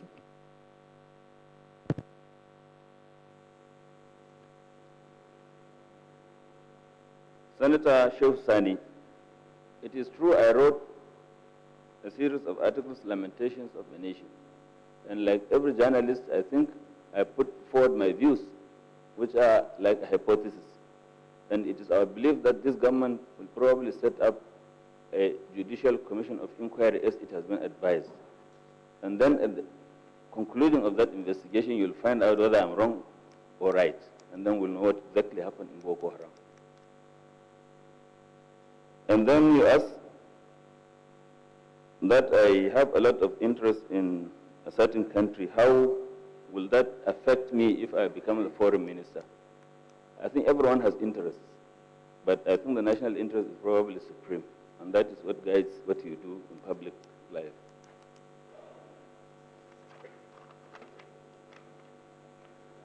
And the question by Senator Akume from Benue, I think the real panacea for what happened in the country and what has been happening in the north here is probably to have respect for each other. And then when there is an election, to have good government. I think that will solve all the problems that we are facing as a nation.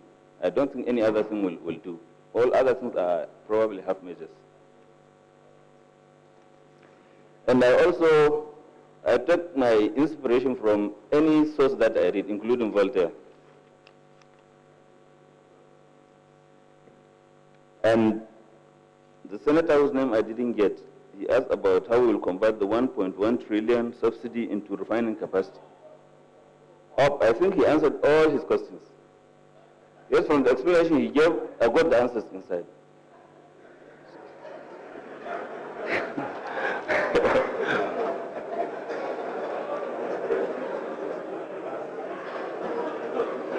So I agree with the president.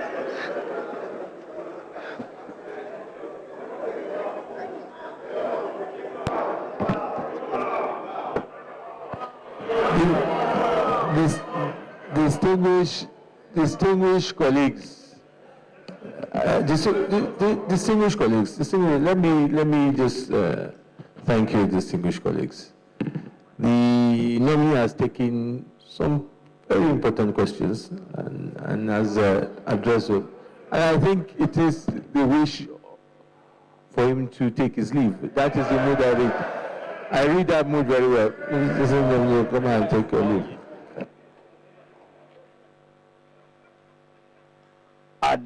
Adamu, prolific writer, an accountant by profession, but a journalist by career, and a veteran one for that matter. But it appears his answers were not as long as his articles. A graduate of accountancy from the Ahmadu Bello University Zaria. And when he ventured into politics, Adamu served as secretary of the All Progressive Congress Transition Committee after the 2015 general elections. That transition committee superintended and strategized for the emergence of the government of the President Muhammadu Buhari, Commander-in-Chief of the Nigerian Armed Forces. He said national interest will be his guidance and not any other interests as Minister of the Federal Republic. So far, the Senate has screened all but one of the ministerial nominees slated this Wednesday, the 28th of October 2015. The remaining ministerial nominee is from Sokoto State, Aisha Abubakar. Before now, she had two distinct petitions against her nomination. But Senator Gober, who is the ranking senator from Sokoto, has rose early at the commencement of plenary today and the commencement of the Senate in the Committee of the Whole to explain that all the petitions have now been withdrawn and all the stakeholders who are agitators appear now to welcome and endorse Aisha Abubakar's nomination as ministerial nominee from Sokoto State. Aisha Abubakar is from Dogondaji in Tambua local government area of Sokoto State. Before her nomination, she served as Director Corporate Services at the Pension Transitional Arrangement Directorate. She was Managing Director, Chief Executive Officer of Abuja Enterprise Agency and Chairman of Kwali Microfinance Bank. She also served as Director with the Customs, Immigrations and Prisons as a Senior Bilateral and also served as a Senior Bilateral Cooperation Officer at the African Development Bank, ADB.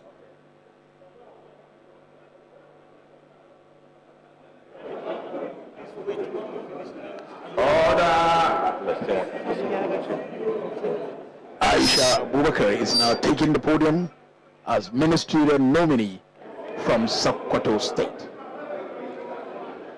She is a daughter to former Minister of Finance under the then military president, General Ibrahim Babangida, Alhaji Abubakar Alhaji.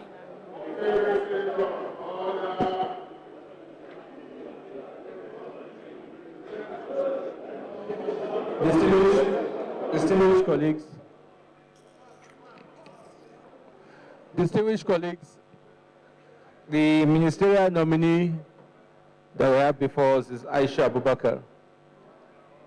Aisha Abubakar, you are welcome. We have all got your CV.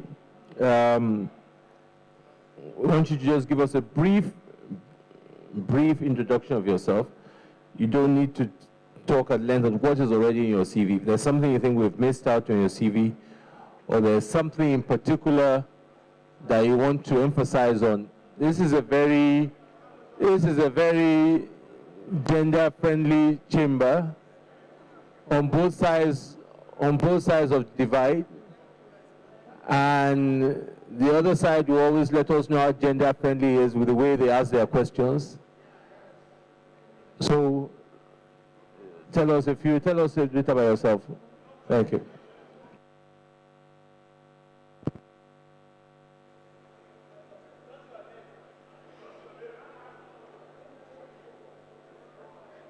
Distinguished President of the Senate, Dr. Abubakar Olubukola Saraki, Distinguished Deputy President of the Senate, Senator Ike Ikurumadu, Principal Officers of the Senate, and all other distinguished senators, good afternoon. Kindly permit me to specially recognize the distinguished senators from my home state of Sokoto, Distinguished Senator Aliyu Wamagatakarda Wamako, Sarkin Yamman Sokoto, Distinguished Senator Ibrahim Gobir, Sardauna Sokoto,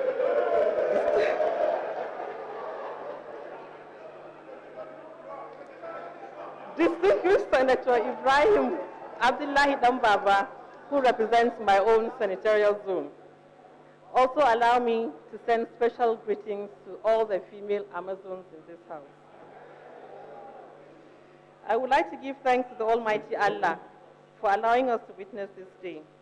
My sincere and deep gratitude goes to His Excellency, President Muhammadu Buhari, for the honor and privilege of nominating me as the Minister of the Federal Republic of Nigeria.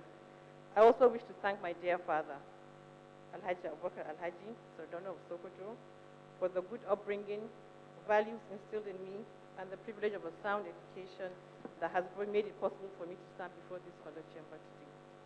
Distinguished senators, my name is Aisha Abubakar. I attended Corona School, Victoria Island, Lagos, where I proceeded to Queen's College, Yaba, Lagos, to achieve my secondary school. These early years exposed me to the richness and strength of our diverse culture, which remains untapped.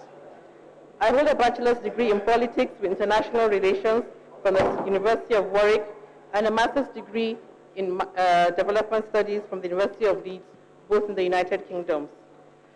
Over the years, I have attended several professional courses on SME development, microfinance, and organizational transformation. I am also a certified associate member of the International Professional Managers Association, UK. Over 20 years experience in both the public and private sectors.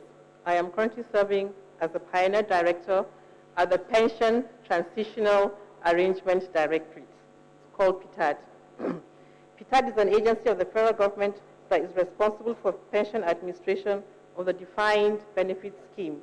That is for pensioners that retired before 30th of June 2007, as well as retired and retiring heads of service and permanent secretaries. It was established to address the numerous irregularities in pension payments and gratuities. Before that, I served as the Managing Director CEO of Abuja Enterprise Agency of the Federal Capital Territory. AEA is the FCT's vehicle for developing small and medium enterprises. Its focus involves facilitating financial access to small businesses, especially in the area, and then capacity building, especially in the area of entrepreneurship development, support services for the sustainability of these businesses. Under my watch, our efforts at AEA was recognized for being a model for entrepreneurship development as a way of lifting people and communities out of poverty. For this, the Global Poverty Project awarded us with the award called the Citizens Project Award for Entrepreneurship Innovation in New York in 2013. This award was presented to us by Mohammed Yunus, the chairman of the Grameen Bank. Between the years 1997 and 1999, I briefly served as an operations risk manager at the African International Bank at its headquarters in Lagos. Between 1993 and 1997, I worked in the African Development Bank at its own headquarters in Abidjan as a senior bilateral officer. There, I gained extensive knowledge in promoting economic development and fostering social progress.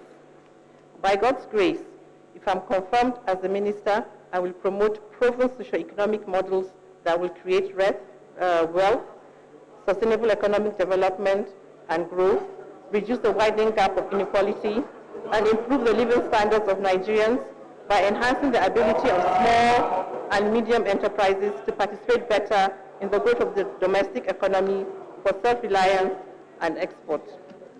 The government can achieve this by investing in creating a more enabling environment for small and medium enterprises to access to markets, both local and foreign, power, transportation, innovative technology, and venture capital. These enterprises provide the bulk of employment opportunities, especially for the young people of Nigeria. I will bring my experience to bear in working towards making Nigeria one of the preferred investment destinations in the world. I also intend to contribute to the implementation of relevant policies which will attract investors, boost industrialization, increase trade and exports. These, I believe, will complement the government's ongoing programs, the last page, towards job creation and poverty alleviation. Such efforts will enforce the nation's integration into the global market, taking full advantage of globalization. Thank you, my distinguished senators. Senator Ujimi.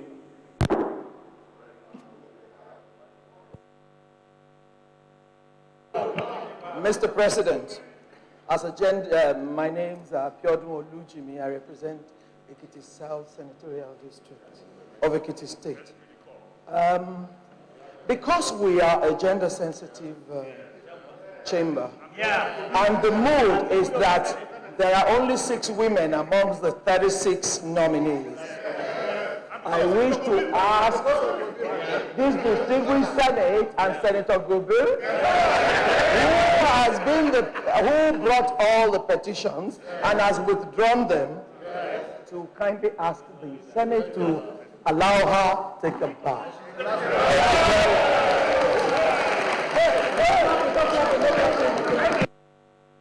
Distinguished Senate Leader.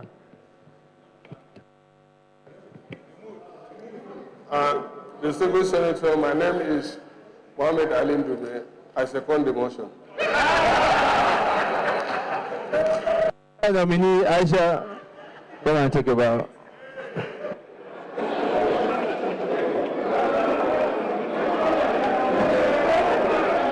Aisha Abubakar, a development expert, Ministerial nominee from Sokoto State, bowing to distinguished senators of the Federal Republic. After giving an introductory remark about herself and her life and times, the distinguished senators in their wisdom accorded her the honor of taking a bow without responding to any question. Let's start. Tell them, come. Tell them to report progress.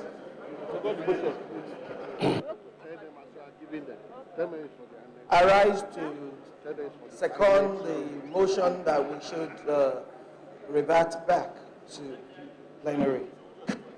The people will say aye. Those against say nay. The ayes have it. With those endorsements of the motion by the Senate leader and the secondment by the acting minority leader in person of Senator Olujimi, the Senate is now reverting back to the plenary, where the Senate President will report progress and acknowledge from the distinguished senators their acclamation or otherwise of the screening or persons screened and considered as ministerial nominees of the Federal Republic. A total of 5 ministerial nominees were considered this from about 11 o'clock up until now.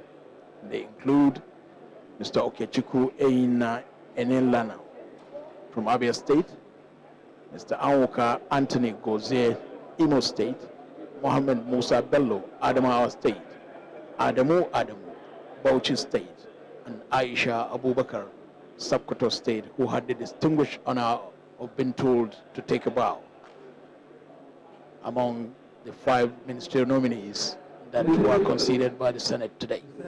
The Committee of the Whole resume consideration of the request of Mr. President, Commander-in-Chief of the Federation, for the confirmation of nominees for appointment as ministers of the government of the Federal Republic of Nigeria.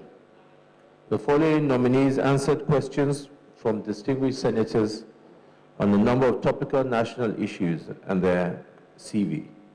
Mr. Okechukwu Eyina Enelama, Anwoka Anthony Gozie, Mohammed Musa Bello, Adamu Aisha Abubakar.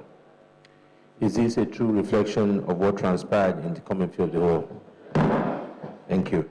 It's been now 3:23 p.m. Senate is hereby adjourned to Thursday, 29th October at 10 a.m. prompt.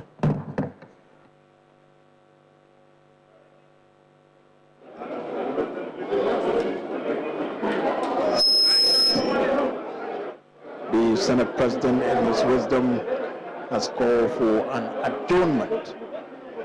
Almost every senator thought that